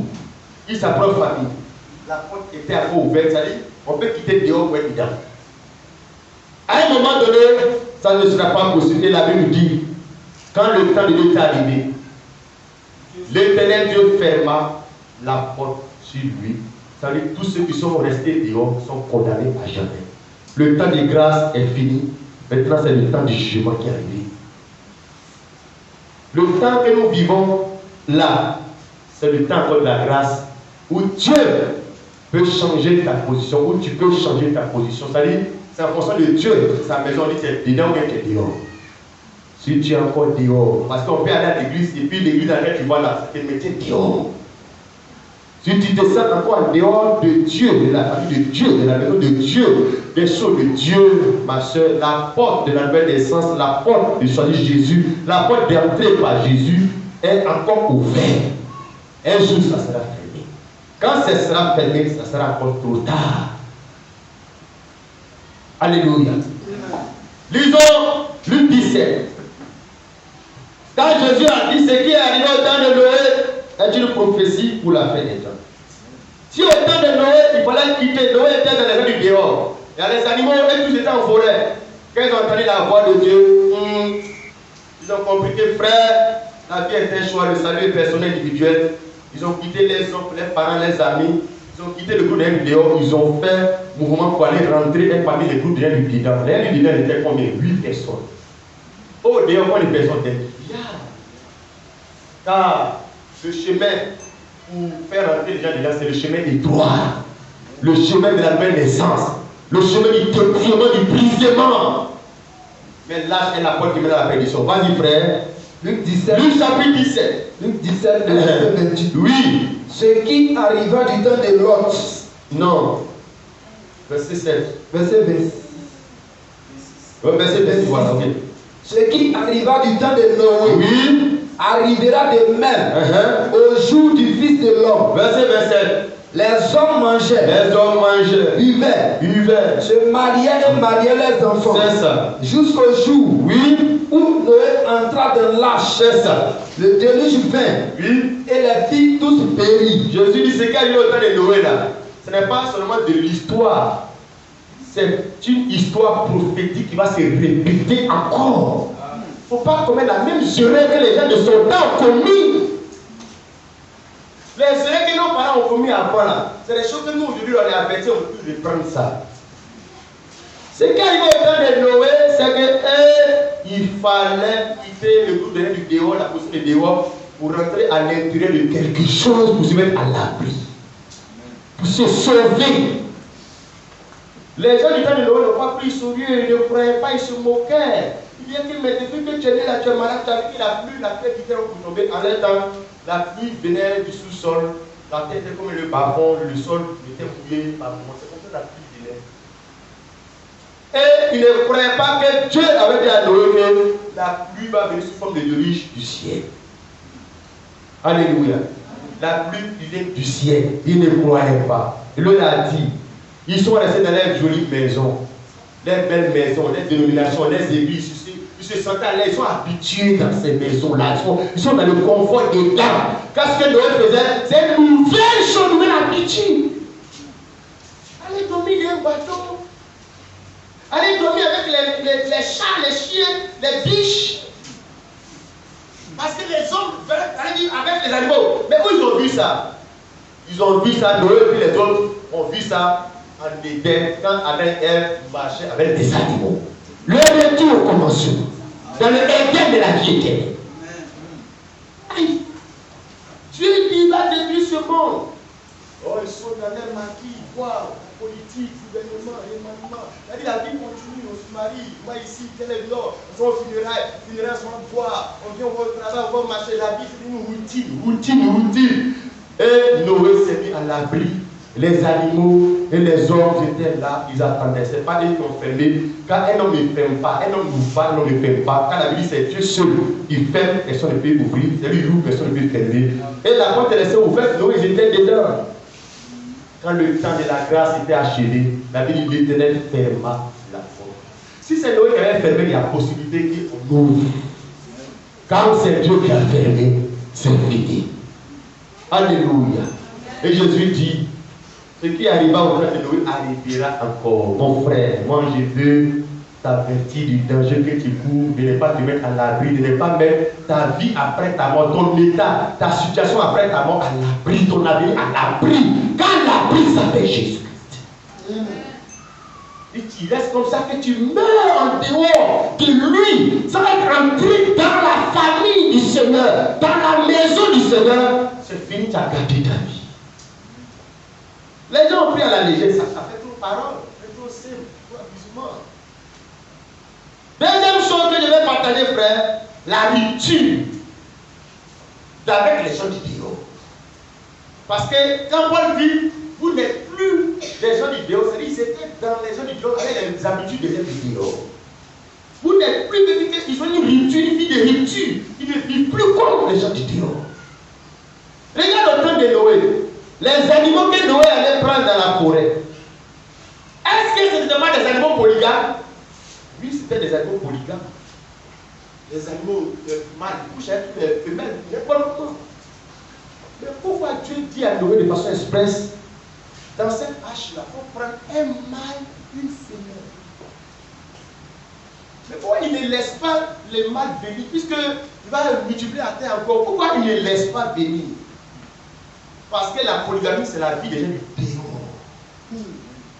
Les païens, les gens qui ne sont pas sauvés, les gens qui ne font pas partie de la famille. Toute famille a un style de vie. Pourquoi il dit un mâle, une femelle de chaque espèce qui vit sur la terre? Est-ce que si le lion vient avec les lions qu'il avait dans la forêt, est-ce que Noé va les laisser rentrer? Jamais. Parce que c'est Dieu qui dit dans cette famille, dans cette maison, dans cette création-là, un mâle, une femelle. Et Jésus dit, ce qui arrive au temps de Noé sera comme au temps où le Fils de l'homme viendra. C'est-à-dire, à la fin des temps, on va prêcher le mariage monogame. Non, Abraham, c'est pas comme ça. Non, Noé, c'est l'exemple des problèmes du temps de la fin. Et le mariage au temps de la fin, le retour au commencement, les animaux avec les hommes. Le mariage est mâle et une femelle. J'ai du mal à comprendre même que des pasteurs du message prêchent la polygamie. Il dit croyant message du temps de la paix. Mais le message du temps de la paix doit t'amener à voir que nous, la polygamie a été depuis par Salomon. Il n'incarne pas les courants du temps de la paix. Les courants du temps de la paix sont incarnés par Noé et puis l'autre. Le livre, Luc 17. La Bible, les personnes sont des prophéties. Noé et l'autre sont des prophéties de croyants au temps de la paix et la manière de se marier. 26. Vas-y, frère. Ce qui arriva du temps de Noé. Yes. Arrivera de même au jour du Fils de l'homme. Vas-y. Les hommes mangeaient, ils mangeaient, ils buvaient, se mariaient et mariaient les enfants. De Noé, les gens se mariaient. Ils se mariaient comment? C'était la polygamie partout. Amen. Les femmes se mariaient, plusieurs femmes se mariaient comme vous voulez. Le péché était déjà rentré. Les gens pouvaient avoir deux femmes. Les gens faisaient ça au temps de Noé. Mais Dieu dit à Noé, quand tu vas à ceux qui vont rentrer là, un mâle, une femelle. Donc Dieu prêche le style de mariage comme au commencement Adam et Ève. Si Noé était un prophète avec le message de la paix, quelle image du prophète de notre temps, avec le message de la paix, William Branham, c'est qu'il fait un message pour le retour au mariage originel. Mais ce que ça veut dire, il faut lire après Noé, là, lui, le personnage va suivre. Après Noé. Oui. Ce qui arriva. Donc il y a deux personnes. La Bible dit une affaire, une parole, une vérité n'est valable que sur la base de deux témoins. On a pris Noé, c'est validé. On prend encore qui est Ce qui arriva du temps de Lot. Lot est un personnage historique, mais il incarne les courants au temps de la fin aussi. Vas-y, frère. Ce qui arriva du temps de Lot. Yes. Arrivera pareillement. Les hommes mangeaient, buvaient, achetaient, vendaient, plantèrent, baptisaient. Mais le jour où Lot sortit de Sodome, c'est ça. Une pluie de feu et de souffle tomba du ciel et la vie tous périt. Je peux t'arrêter là. Lot était marié comment? Là-bas dans sa famille. Un mâle, une femelle. L'autre avec sa femme, ses filles avec un mari. Il n'y a pas eu de polygamie dans la vie de ces personnages. Jésus dit ce qui arriva au temps de ces personnes arrivera. Ils étaient les seuls croyants de leur temps. Noé, il était les gens du dedans. Les autres étaient les gens du dehors. Regarde, quelqu'un qui vivait comme ça au dehors, il ne peut pas rentrer avec la même vie dedans. Le lion. Est-ce que le lion du dehors, il peut laisser la biche passer devant lui? Mais les lions qui étaient dedans, il pouvait regarder la biche hier. Par là, bagarre, violence qu'il avait dans la forêt là. Quand il vient, il passe à la porte de l'âge, il est né de nouveau, il n'est pas un lion sauvage. Un lion né de nouveau. Il ne peut pas manger la biche née de nouveau. Mais va trouver le lion de la forêt au sauvage. Il n'est pas né de nouveau. Tous les animaux dans l'âge étaient des animaux qui sont passés par la nouvelle naissance. Les poissons qui étaient dans l'âge, maintenant les hommes de la baleine. L'âge, la vie sur les animaux, y compris la baleine. Hein? Une baleine, un poisson ne peut pas vivre en dehors de l'eau. Mais comment Noé a fait pour conserver la baleine dans l'âge? C'est pas parce que la baleine prend l'eau. S'il veut prendre l'eau pour aller le conserver, s'il va prendre toute la mer. La baleine dans l'âge de Noé était capable de vivre en dehors de l'eau naturelle, car son nom c'était au spirituel, c'était Dieu, il était un Dieu. Donc ce que les autres ne peuvent pas faire dans la forêt à dehors, les autres qui sont rentrés en Dieu spirituellement, en Christ dans le Seigneur, ils peuvent le faire. Un païen ne peut pas rester avec une seule femme, il ne peut pas. Un païen ne peut pas rester là sans se maquiller, pas faire des trucs sexy, séduisant, elle ne peut pas. Mais quelqu'un qui est rentré dans le Seigneur peut le faire, car sa capacité, ce n'est pas lui-même, c'est sa capacité de bien du Seigneur. Il faut arrêter de lutter avec le péché toi-même, de lutter avec le diable toi-même. Si tu restes en Christ, tu es rentré dans la victoire. Alléluia. Les gens autour de Noé, ils sont restés dehors. Ceux qui sont rentrés dedans n'avaient pas la même manière de vivre que ceux déjà qui étaient dehors. Les animaux comme les hommes. Alléluia. Regarde, dans l'âge, les gens ne mangeaient pas la viande. S'ils mangent la viande, ça veut dire que le lion doit manger la biche. Les animaux qui étaient dans l'âge, c'était tous herbivores. Lion mange herbe. Les régimes alimentaires changent. Toutes les habitudes changent. Moi, je ne peux pas. On peut laisser comme c'est comme ça et je suis. Non, c'est comme ça que tu étais en Christ. Tu ne peux plus rester la même personne. Dès qu'on était Saint-Michel, si quelqu'un est en Christ, devient une nouvelle créature, les choses anciennes sont passées. Voici tout ce qui est nouvelle. C'est parce que tu n'es pas encore entré en Christ que tu es toute la même chose là. Quelqu'un en Christ ne peut pas rester la même personne. Comme le brigand à la croix. Il y a un brigand qui a laissé brigand toujours insulter Jésus. Il y a un autre brigand là. Il n'était pas seulement crucifié à côté de Jésus, il était en Christ. Il dit, souviens-toi de moi quand il venait dans ta gloire. Vous allez aujourd'hui même, tu seras avec moi dans le paradis. Regarde frère, la question, c'est un brigand. Qui lui a dit que Jésus revient un jour dans sa gloire? Quand tu es en Christ, tu peux savoir ça. Quand tu es dans la maison, les choses de la maison, les secrets de la maison, là, tu connais. Tu fais partie de la maison. Ils sont des amis bien brigands. L'un là, c'est brigandage. Les deux amis seront crucifiés de par à côté de Dieu. Donc, le mauvais brigand qui est dans l'enfer là, était crucifié à côté de Jésus. L'autre, il n'a pas été crucifié à côté de Jésus, il était crucifié avec Christ. C'est lui qui connaissait déjà les choses parce qu'il était rentré dans la maison par sa repentance. Il a dit, monsieur, c'est que nous arrive à ce moment, mais lui n'a rien fait. Donc, il a un regret. Il se répand. Il veut une nouvelle chance que Dieu lui donne. Il veut vraiment changer. Il aspire, il a gardé sa vie sur la terre. Il aspire que Dieu l'aide de l'autre côté là-bas. Pourquoi il va échouer?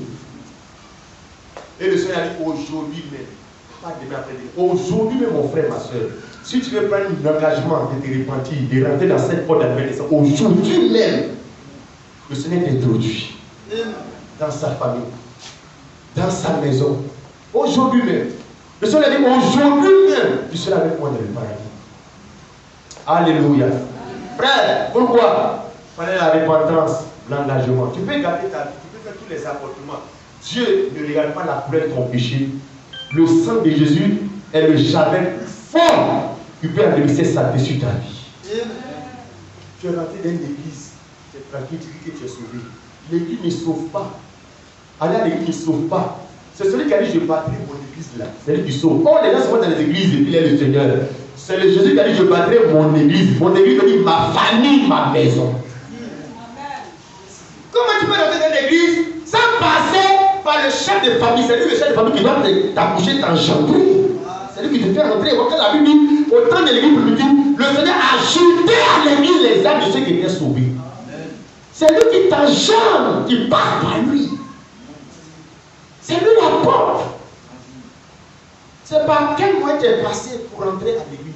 Va à l'église. Dans l'église des hommes, il y a Dieu ouvert, baptiste de mission. Tout le monde peut rentrer dans ces églises-là. Nous parlons de la seule église. Jésus a dit, je bâtirai mon église. Il n'y a pas de mes églises. Bon. Le seul moyen, c'est la nouvelle naissance. Devenir une nouvelle créature en Jésus par la seule porte que Jésus est. La prochaine fois, je vais prêcher sur les deux aspects de la porte. Parce qu'une porte a toujours deux aspects. Je vais te montrer un peu. Là, on va parler de la divinité de Jésus. Jésus homme, Jésus Dieu. Si Jésus est la porte, c'est qu'il a deux aspects. Il y a une porte, un aspect à l'intérieur, un aspect à l'extérieur. Donc dans le Jésus-Christ, on écrit Jésus-Christ. Frère, dans la paix là. Jésus est la porte. Jésus est la porte. Une porte a toujours deux côtés. Le côté qui va vers dehors, le côté qui va vers dedans. Si Jésus est la porte. Donc ça dit Jésus, Christ. Le parti Christ là, c'est Jésus de Nazareth, l'homme individu que même le musulman fait connaître parce que ça va vers le dehors. Mais la partie Christ, c'est la partie intérieure. Pour ceux qui sont à l'intérieur, ils savent que Jésus-Christ, il veut dire Dieu tout-puissant. Révélation. Donc, il a les deux aspects. Les gens qui sont dehors, ils vont du côté de la porte. Donc, ils viennent à la porte, ils prennent la porte. Ceux qui sont dehors, dedans, ils ont un autre aspect de la porte que les gens du dehors ne connaissent pas, ne voient pas. Jésus a deux aspects. L'aspect qui te fait rentrer dans la maison, c'est la partie intérieure qui est Christ. Dieu, c'est ça qui s'introduit. Donc, quand on ouvre la porte, c'est comme si la partie extérieure, l'homme, Jésus cher, quand on frappait là, fils de Marie là, à un moment donné, on ouvre pour que ça débouche sur l'autre partie de qui il est. C'est ça qui te fait rentrer dans la maison. C'est ça, quand Jésus dit la porte, si Jésus dit la porte, ici est le chemin. Mais la porte, toute porte a deux aspects. Quand on ouvre, c'est qu'on a donné accès à l'autre partie que tu ne connaissais pas là. Qui était cachée pour les gens dedans. Alléluia. Jésus, la porte, c'est avec lui. Depuis que tu es chrétien, tu as monté sur le porte. Que tous les gens Dieu connaissent. Les musulmans ont fait le débat, ils connaissent. La Bible là, ils connaissent. Jésus a dit que le Père qui m'a envoyé. Mais ça, c'est la partie de la porte qui va vers les gens du dehors. Tout le monde dit ça, on connaît. Mais derrière la porte, il y a une autre porte, l'aspect de la porte. Derrière la parole, il y a une parole encore de présence du temps. Là, il ne faut pas t'amuser. Donc là, mais la porte, du pasteur Kwame, quand on passe, la porte est fermée. Voilà la porte. Il dit ça, il monte la porte même. Mais tant que ça reste comme ça, il ne peut pas avoir accès à moi. Pour avoir accès à moi, tu sais que qui ouvre, lui ne peut pas ouvrir. C'est moi qui suis dedans, je peux ouvrir, qui rentre. Donc Jésus, il est comme ça. Jésus, le Père, le Fils, le Saint-Esprit, lui-même a dit trois personnes. Voilà. Ça là, même un bouddhiste peut connaître ça de Jésus. Il faut qu'on ouvre. Qui ouvre? Lui-même l'ouvre. Lui-même se dévoile pour voir l'autre aspect de la porte de qui il est. C'est ça qui te fait rentrer à l'intérieur de la maison. Au-delà des fils de Dieu là, c'est Dieu lui-même dans la porte humaine. Et c'est ça là qui te fait rentrer. Regarde ce que le Seigneur dit. On va essayer de jeter par là. Amen, amen. Dis amen, frère. Acclame le Seigneur. Je vais faire tout pour ne pas rentrer dans l'autre aspect. Ça, c'est les profondeurs. Ça, c'est profond. Dimanche prochain, on va rester dans la profondeur. Tous ceux qui sont venus aujourd'hui, là, venez dimanche prochain pour voir la suite. Jésus est la porte là. Une porte a deux aspects. Je prends le premier aspect. Marie, mère de Jésus. Jésus, fils de Dieu. Jésus est venu. Mais un deuxième aspect, c'est l'aspect qui devait entrer dans la maison. Alléluia. Gloire au Seigneur. Voyons cela, frère. Marc 4, verset 9 à 12. Introduction un peu. Il y a Jésus et puis il y a Jésus-Christ. Jésus le Christ. Matthieu, c'est Jésus de vos disciples. Qui dites-vous que je suis? Mais ils savent que tu es Jésus de Nazareth, fils de Marie de Joseph. Ils connaissent. Pour répondre à la question dans Matthieu 16, il y a Matthieu 1, Matthieu 2, Matthieu 3, jusqu'à. Donc à un moment donné de la marche, les mêmes disciples qui le connaissaient par cœur, par la chair, devaient une connaissance de qui il est, l'autre aspect de la porte.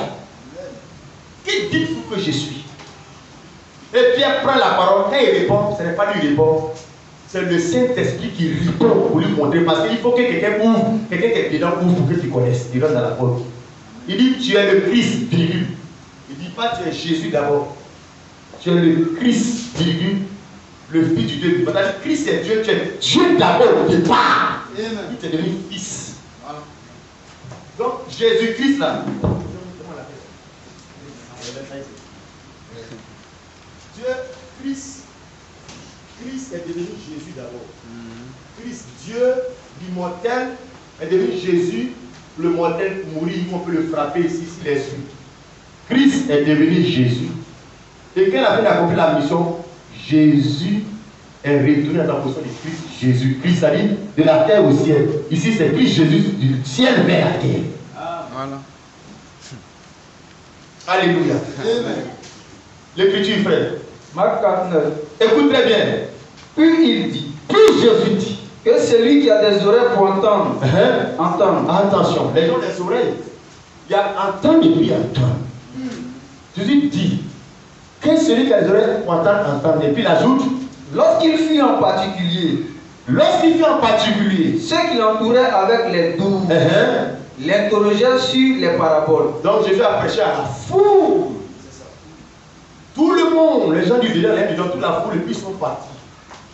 Avant de partir, il a dit que ceux qui ont des oreilles pour entendre. Et puis les disciples, les gens de la maison, il leur a lui posé des questions. Il a dit, c'est à vous, les gens de la maison, qu'a été donné le mystère du royaume de Dieu. L'ordre de Dieu, c'est la famille, c'est la maison. C'est-à-dire les secrets de la famille, là, ce n'est pas donné à tous les gens, même ceux qui ne sont pas de la famille.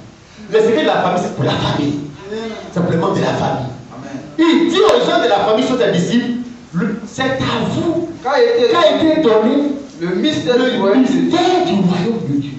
Mais pour ceux qui sont dehors, donc le royaume de Dieu, je suppose que le royaume de Dieu est comme cela.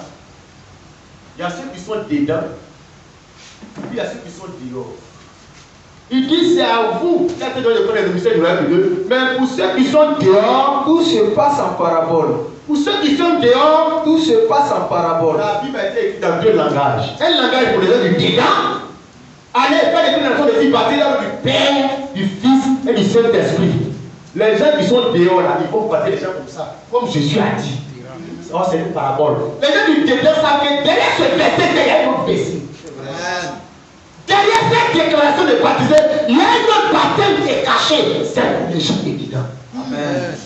Il dit pour vous, il a dit pour ceux qui sont dehors, voici. Tout se passe en parabole.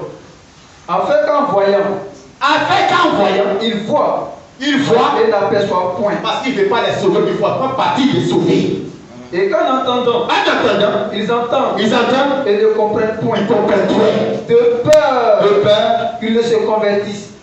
Il ne doit pas se convertir et que les péchés ne leur soient pardonnés. Ça veut dire que Jésus est venu mourir pas pour sauver tout le monde, pour sauver seulement le monde de la famille de Dieu prédestiné. Alors, il faut qu'il parle un langage parabolique et caché, mais qui sera révélé aux gens de la maison. Amen. Voilà pourquoi nous on a pu voir par la grâce de Dieu que le baptême c'est pas le nom du Père, du Fils, Saint-Esprit. C'est pour les catholiques, Assemblée de Dieu. Pourquoi? C'est les chrétiens des dehors. Ils ne comprennent pas la parole par révélation, mais par intellectualisme. Comme les musulmans. Jésus m'a dit que Dieu qui m'a envoyé, il vous dit que Jésus est. Lis le verset, mais nous derrière le verset, on va nous verset que toi tu ne vois pas. C'est ça. C'est ça le problème. Qui a dit que la Bible c'est un roman? C'est le langage de Dieu pour ses enfants et le langage mystérieux pour se cacher les gens du dehors. C'est ça. Comme le volet sacré. Donc Jésus n'a pas deux aspects. Un aspect où quand tu es dehors, tu peux voir, mais un autre aspect où c'est les gens du dedans qui savent qui il est. C'est Jésus qui dit, s'il est venu sauver tout le monde, mais pourquoi il se cache? Pourquoi il ne dit pas? Pourquoi il ne dit pas? Adam et Ève, le serpent a couché avec Ève. Vous dites que tu peux pas que tu as peur de vous. Pourquoi Dieu ne dit pas? Il ne dit pas ça parce que toi-même ne veux pas te sauver. Voilà. C'est vrai. Pourquoi il ne dit pas? Vous dites que tu dis quoi? Fruit. C'est un fil, effectivement on lit. Mais nous on ne lit pas comme tu lis. Ah, c'est ça, frère. Le problème, c'est que nos églises ont un problème de révélation de la parole. Il n'y a pas chanté groupe musical. Jamais. C'est que tu prêches la parole. Et c'est ce que le Seigneur dit. C'est comme ça qu'il veut que le regard dit aux gens. Jésus assis à la droite de Dieu. Il comprend à côté de Dieu. Mais ce n'est pas ça. Quand il n'y a pas de révélation sacrée, les doctrines de la dignité de trois personnes. Jésus à la droite de Dieu, c'est une expression qui exprime Jésus, Christ, quel est devenu Jésus. Quand il quitte Jésus la terre pour aller vers le ciel, il fait sa position au ciel. L'expression c'est Jésus est assis à la droite de Dieu, il a sa position originelle du commencement. Amen.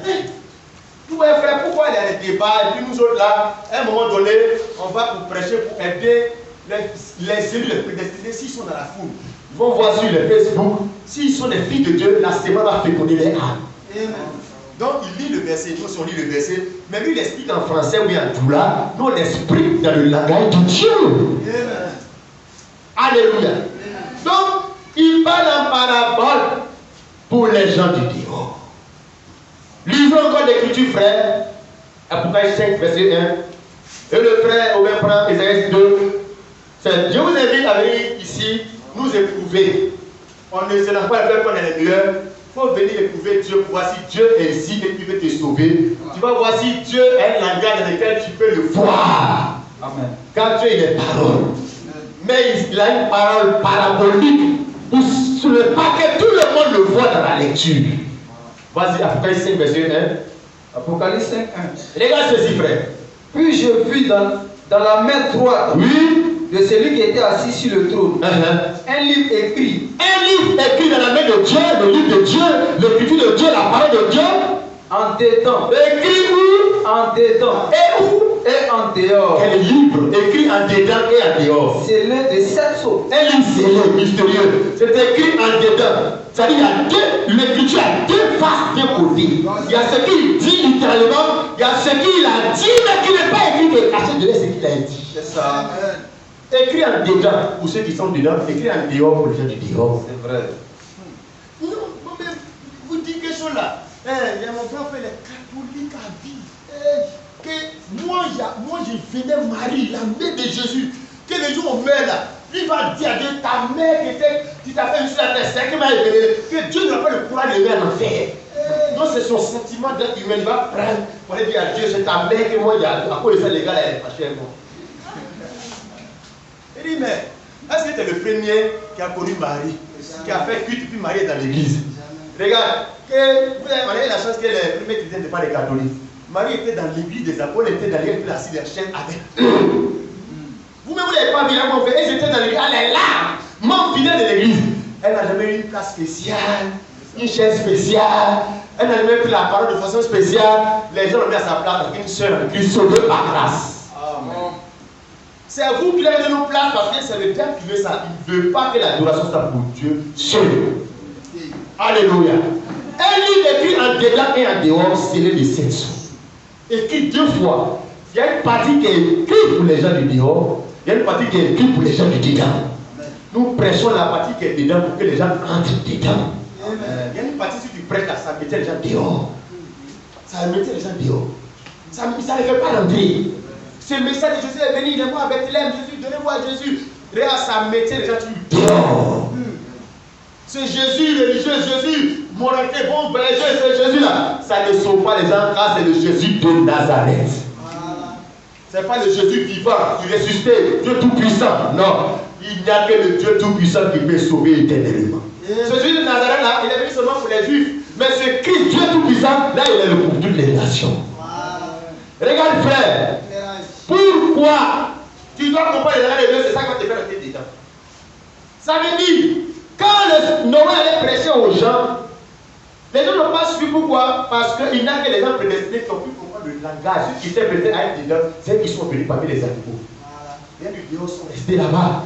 Les gens sont restés là-bas, mais les gens du dedans sont venus. Je veux croire que si ce matin tu es assis là, tu entends ce message, peut-être c'est certainement parce que tu fais partie des gens que Dieu a prédestinés à rentrer dedans. Parce que quand Dieu t'appelle, il t'appelle par parole parler que tu entends. Mais baby, attends ma voix. Dieu t'appelle. Un message. Alléluia. Ézéchiel 2:7. Pourquoi Dieu est comme ça, ambigu comme ça? Pourquoi Dieu ne parle pas clair comme ça? Il parle Dieu caché. Vas-y frère. Frère, je reprends Jean 16, verset 81. Comment on rentre dedans? Si je ne comprends pas l'appel même, qui m'appelle? Puis quand il m'appelle, là, ce que ça veut dire. Ézéchiel 2, verset 7. Vas-y. Ézéchiel 2. C'est ça. À partir du verset 7. Leurs pieds étaient droits. Oui. Et la plante de leurs pieds. C'est ça. Était comme celle du pied d'un veau. Ézéchiel 2, 7. Oui. Vas-y. Ils étincelaient comme de l'airain poli. Non. Verset 7. Ézéchiel 2:7. Tu leur diras mes paroles. Verset 7. Tu leur diras mes paroles. Dieu dit à Ézéchiel son prophète, tu leur diras mes paroles.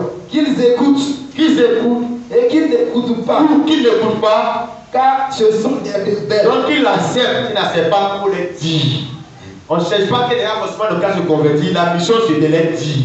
Quand Dieu va utiliser ce qu'il leur a dit là pour les juger, que moi je t'ai dit ça. Le verset 8. Verset 8. Et toi, fille de l'homme, et toi, fils de l'homme, oui, écoute ce que je vais te dire. C'est ça. Ne sois pas rebelle, comme cette famille de rebelles. Oui. Ouvre ta bouche, et mange. Ce que je te donnerai. C'est ça. Amen. Vas-y. Je regardais, et voici, une main était étendue vers moi, et elle tenait un livre, un rouleau. C'est ce que vous venez d'Apocalypse 5:1 là. Un livre écrit en dedans et en dehors. C'est le langage des prophètes, le message des prophètes. C'est un message, un langage mystérieux. Ézéchiel, je lui dis ceci. Et il lui donne le livre. Il lui donne pour qu'il mette le livre. Parce qu'il est le prophète. Le prophète va parler ce qui est écrit dans le livre aux gens. Verset 10. Elle tenait un livre rouleau. Verset 10. Il le déploya devant moi. Vas-y. Et il était écrit. Et celui qui me donne de manger était écrit en dedans. En dehors. Des lamentations. C'est ça. Des plaintes. Et des gémissements. C'est ça. Écrit. Il met ça, c'est écrit comme cela.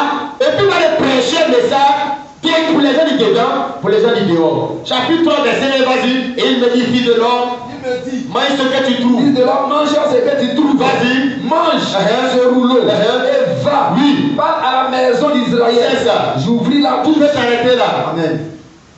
Moi, ce livre, c'est mon prophète. Alors. Ce prophète-là, quand il va aller parler aux gens, mais les gens ont du mal à comprendre ce qu'il veut dire. Il n'y a que les gens de la maison de Dieu qui vont comprendre ce langage du prophète-là. Car il est venu manger un livre écrit en dedans et dehors, il est prêché, vomir ce que le livre a dit, écrit en dedans et dehors. Or, la Bible est écrite par les prophètes et les apôtres de Dieu.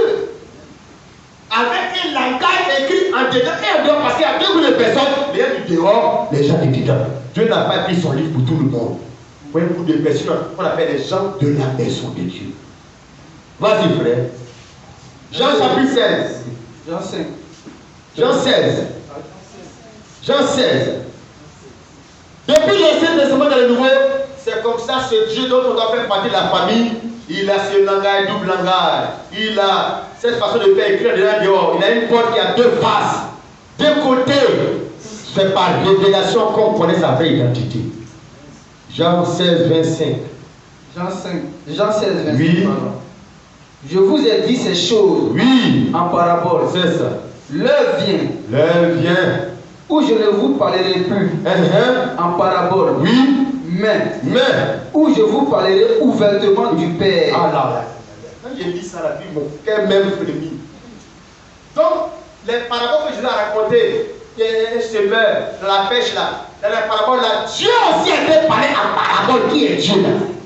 Ça a été exprimé en parabole. Mais il faut qu'une parabole soit expliquée quand la parabole c'est une vérité voilée, cachée. Vas-y frère. En ce jour, reprends le verset. Je vous ai dit ces choses. Je vous ai dit ces choses, Pierre. En parabole. En parabole. L'heure vient. Où je vous parlerai. Où je ne vous parlerai. Où je ne vous parlerai plus. En parabole. Oui. Mais. Oui. Où je vous parlerai ouvertement du Père. Parler ouvertement du Père veut dire. Dis qui est le Père. C'est qui est le Père.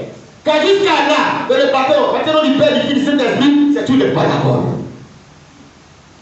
L'heure vient où je ne vous parle plus du parabole, où je vous parle du Père ouvertement. Verset 26. En ce jour, vous demanderez, en mon nom, et je vous dis, et je ne vous dis pas, que je prierai le Père pour vous. À cette heure-là, la manière de prier va changer. Les choses que vous disiez, quand c'était dans la parabole, Père, qui est le Dieu là. À ce moment-là, il y a des choses qu'on ne vous dira plus. Il y a des moments, les bonnes manières de prier, ce n'est pas comme quand il dit, quand vous priez, dit notre Père qui est au-dessus et que ton règne vienne. Quand tu es dans la révélation, ta manière d'adorer même Dieu, chaque fois que tu connais qui est ce Dieu à qui on s'adresse. Verset 27. Car Le Père lui-même C'est ça. vous aime. Hein? Parce que vous m'avez aimé. Oui. Et que vous avez cru. Oui. Que je suis sorti de Dieu. Vous avez cru que je suis sorti de Dieu. Donc, l'origine où Jésus est quitté pour venir sur la terre là, il ne dit pas je suis sorti de Marie. Maman Marie, Marie, la Vierge Marie. Il vous montre que lui, son point de départ là, c'est Dieu. Il est sorti de Dieu. Il ne vient pas d'à côté de Dieu, il est sorti de Dieu. Vas-y frère. Je suis sorti du Père. Je suis sorti du Père. Et je suis venu dans le monde. Je suis venu dans le monde. Maintenant, je quitte le monde. Et je vais au Père. Mais il était quitté au départ de qui? Au Père. Quand il quitte le monde pour aller au Père là, il retourne. Sa position. Mais il retourne où il est sorti. S'il est sorti de son ventre, il retourne dans son ventre pour redevenir un seul Dieu sur le trône comme il était au départ. C'est ça la droite de Dieu. Donc Dieu est sorti de sa divinité, Dieu esprit, il est sorti de cette invisibilité pour faire une forme sur notre visible. Quand il a accompli la mission, tout est accompli, il retourne là. Il retourne dans là où il était quitté, je suis sorti de Dieu. Tu vois frère, prenons l'exemple d'Adam et Ève. Ève est quittée où? Elle est quittée dans Adam. Si elle vient de faire sa mission, elle retourne d'où elle est sortie, elle retourne où? Elle s'en va se disparaître pour rentrer dans Adam. Alléluia. Non, le volume est trop fort. Pour que tu saches qu'au départ, il y a un seul Dieu. Il a pris une forme humaine pour venir accomplir quelque chose et retourner dans sa forme originelle. Un seul Dieu, même qui a pris une autre forme humaine. Pour faire quoi? Pour devenir la porte par laquelle tu dois aussi naître pour aller dans la divinité. La naissance. Dieu est né de nouveau, toi aussi tu dois naître de nouveau. Il est venu se faire baptiser, pas à cause de ses péchés. Pour te dire, toi, si tu veux venir à lui, on doit te baptiser pour la rémission et le pardon de tes péchés. Quand tu as été baptisé, tu vas à l'église comme cela. Tu vas à l'église comme cela. Un chrétien sauvé, Matthieu 16, c'est celui qui croit, qui est baptisé, qui est sauvé. Mais c'est le chemin que tu as pris. Quand tu es sauvé comme cela, ben, tu dirais témoin de Jésus, tu évangélises les gens. Tu pries comme. Parce que Jésus a fait ça. Il vient d'être en toi de nouveau pour reprendre encore la vie des évangiles dans ta vie. Alléluia. Oui, frère. Ses disciples lui disent. Ses disciples lui disent alors. Voici maintenant. Tu parles ouvertement. C'est ça. Et tu n'emploies aucune parabole. Alléluia. Amen. On était avant la Pentecôte. Ils avaient déjà compris que Jésus était le Père. Et Jésus dit quoi? Maintenant nous savons. Et les disciples disent maintenant nous savons. Que tu sais toutes choses. Avant ça, il a dit, maintenant le jour est l'heure, personne ne sait. C'est le Père qui sait, même le Fils ne sait pas, personne ne sait. Quand il a dit ça, ils ont dit maintenant, nous savons que tu sais toutes choses. Le jour est l'heure là, on sait maintenant que tu sais ça. On n'est pas dit que Jésus est Dieu, le jour est l'heure, il dit qu'il ne connaît pas, c'est les personnes qui savent. Quand il a dit tout, il est sorti, puis ils ont vu que ce que tu veux du Père, tu retournes au Père, tu es le Père. Ils ont dit maintenant, nous savons que tu sais toutes choses, même le jour est la fin, tu sais. Dans la position des serviteurs, donc, tu ne sais pas. Mais dans ta divinité suprême, tu sais toutes choses. L'homme, Dieu fait homme, il dort. On le réveille, il dort dans la barque, ça c'est l'homme, Dieu, l'homme. Quand on le réveille, en tant que Dieu, il capte le bain, il l'appelle parce qu'il est le créateur de ça. Voilà les deux côtés de la porte. Ouais. Donc, quand ils ont frappé Jésus, ils ont frappé Dieu. Parce que lui, c'est comme ça. Il dit oui, ils ont frappé Dieu. On peut frapper Dieu. On peut frapper Dieu. Il dit, mais si Jacob, il a lutté avec Dieu, il a frappé Dieu dans l'Ancien Testament, c'est dans le Nouveau Testament, on peut frapper Dieu. C'est trop fort. C'est trop fort. C'est dans la révélation qui peut dire Marie est la mère de Dieu. Parce qu'ils ont la connaissance, compréhension de ça là. Mais s'ils ne connaissent pas la révélation, ils vont aller adorer Marie, vénérer Marie, ils vont comme ça. Non, donc dans la révélation de Dieu, ça veut dire. Alléluia. Je vais terminer avec cette histoire et dire les preuves. Le livre écrit en dehors. Derrière le passage écrit, il y a un passage caché, ce premier dedans que c'est écrit. Les dix lépreux, on termine par là, les gens sauvés, ils savent écouter la parole. Ils savent lire leur Bible. Ils savent adorer le Seigneur. Ils savent aller. Bon, c'est pas biblique, ils savent aller à l'église. C'est pas ils vont chercher. C'est pas marié, ils vont chercher. Ils vont adorer Dieu. On vient adorer Dieu. On ne vient pas chercher un voyage, on va adorer Dieu. On est des adorateurs. Car le Seigneur a dit chercher pour prendre le nom de sa Dieu, les autres vous seront donnés. On n'a pas besoin de crier pour ça. Fais les roucacas. Dieu a prévu pouvoir à tes besoins, ma soeur. Lui, il attend de toi un adorateur parce qu'on adore Dieu sur la base de ce qu'on a la connaissance dans sa révélation. Mais quand tu ne connais pas Dieu, tu découvres les mendiants chaque fois dans la maison de Dieu. Alléluia. Gloire au Seigneur. J'ai donné l'écriture? Non. Ouais, Luc 17. Les gens de la maison vont demander d'écouter la parole. Les gens du dehors vont demander aussi d'écouter la parole. Quand Dieu a un langage de dedans et de dehors, de deux côtés, c'est ce qui fait que frère, si tu n'as pas la révélation, même la vie peut t'amener en enfer. Parce que tu vas lire et ne pas comprendre que le salut se trouve caché derrière ce qui est écrit. Ah, mais c'est clair. Vas-y. Luc chapitre 17. Verset 11. Suivez très bien, on termine avec cette histoire. Excusez si on prend beaucoup de temps, frère. Jésus. Parce que le salut de ton âme est la plus importante que toutes choses.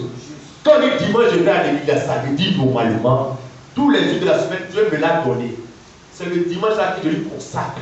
Donc dimanche, je ne me presse pas à aller à l'église pour lui consacrer. Je lui consacre ce jour-là, sur cette jour. Je lui consacre. Je veux que Dieu me bénisse. Il me guérisse, il me parle, il m'enseigne, parce que c'est un jour que je l'ai dédié.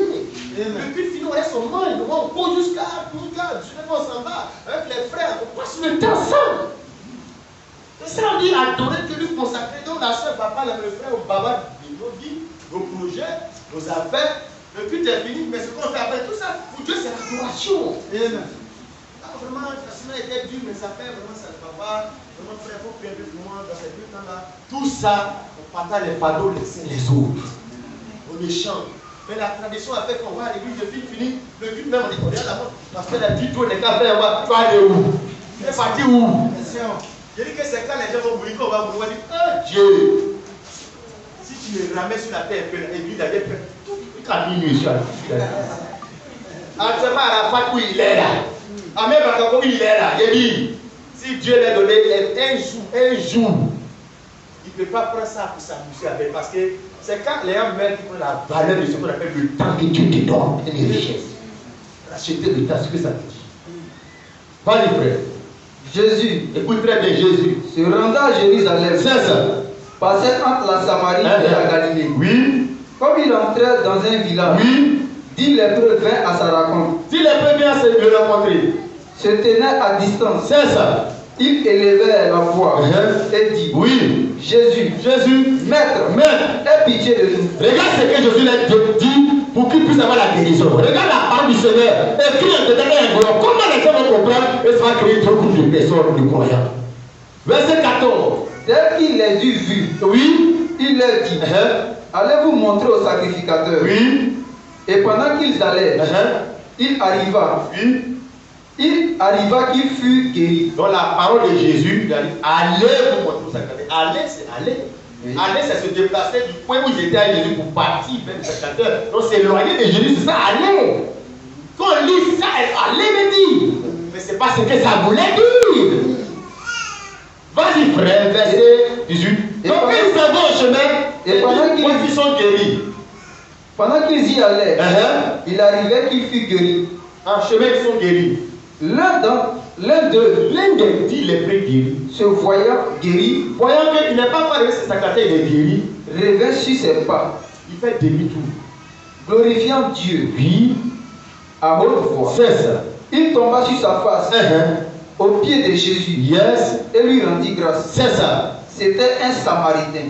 Verset 17, réaction de Jésus. Jésus a dit, allez. Allez veut dire partir. En route, ils sont guéris. Il y a un là, il n'arrive pas au terminus, au sacrificateur, il se retourne.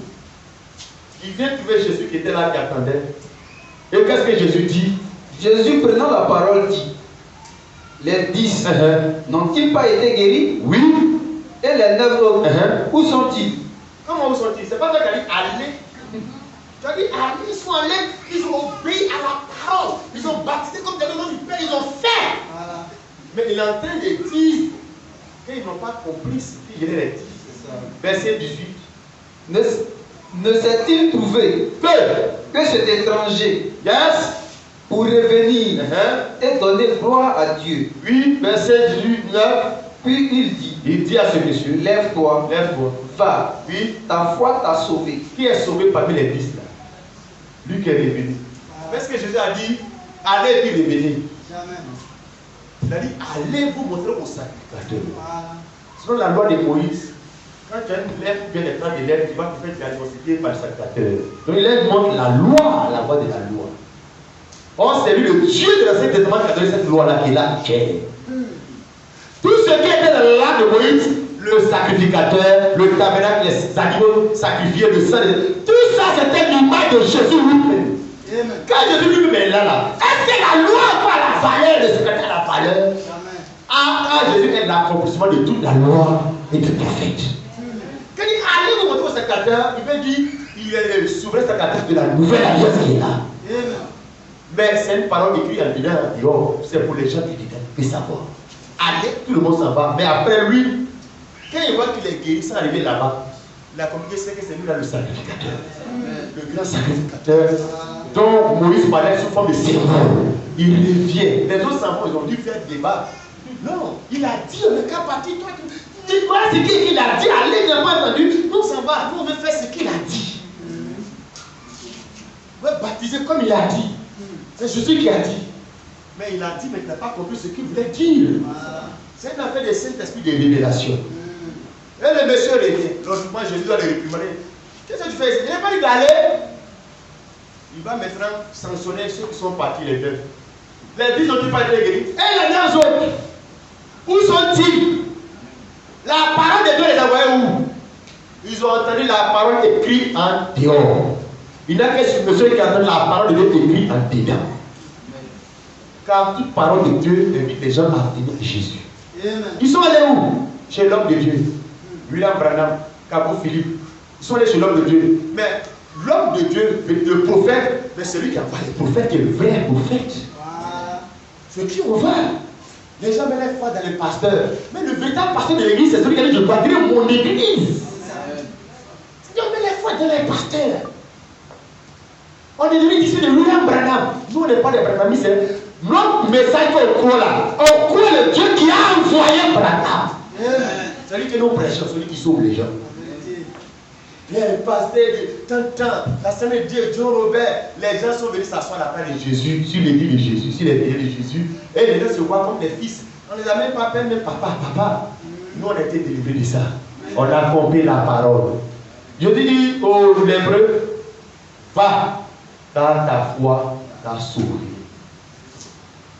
C'est la compréhension de la parole de Dieu dans la révélation, c'est ça qui te sauve. Le salut, ce n'est pas d'aller à l'église. C'est ce qui est dans la révélation de la parole là. Si tu as compris, ça te fait rentrer dans le salut. La Bible il est devenu donnant gloire à Dieu. Voilà comment on donne gloire à Dieu. Mais qu'il arrive de comprendre comme cela, mais c'est la révélation, il était au-dedans.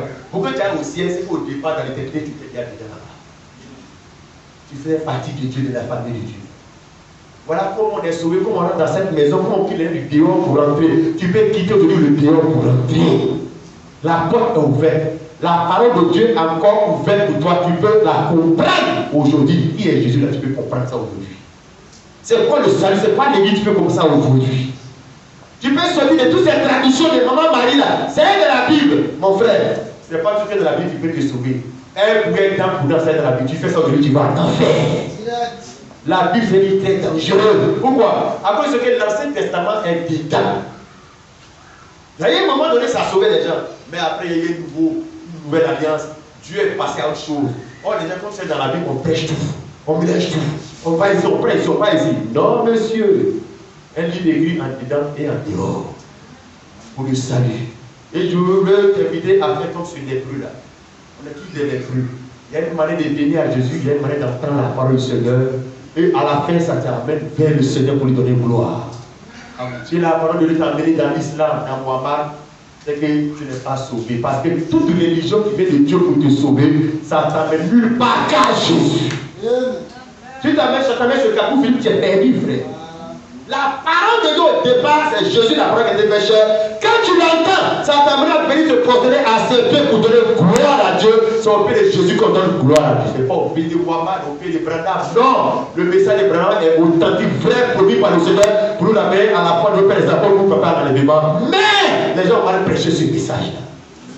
Malheureusement, comme Marie était une bonne femme de Dieu, le Dieu est passé par là, ça crée des choses de Moïse. Même c'était le Dieu est passé par là, les partisans ont créé autre chose dans la chaîne de Moïse. Mais ce matin, frère, Dieu nous fait grâce de nous faire rentrer dedans et de nous montrer aussi la voie par laquelle tu peux nous rejoindre dedans, dans la maison de Dieu, dans la famille de Dieu, par la nouvelle naissance, pour que aussi tu sois né de nouveau et être sauvé pour la vie éternelle. Voilà le résumé du message. Si tu le veux, la porte est encore ouverte. Il dit, je frappe, si quelqu'un ouvre la porte, je rentrerai. Ça dépend de toi. Aller en enfer dépend de toi. Être sauvé dépend de toi. Aujourd'hui, la Bible, si tu entends sa voix, n'abdique pas ton cœur. Nous allons nous tenir debout avec ces dernières paroles pour que chacun s'accorde du Seigneur et le sent dans son âme au nom du Seigneur Jésus-Christ. Élevons la voix. Oh Seigneur, je veux te dire merci. Merci de me faire entrer. Je ne vais pas dire fais-moi entrer, je suis rentré. Merci de me faire entrer dans ta maison.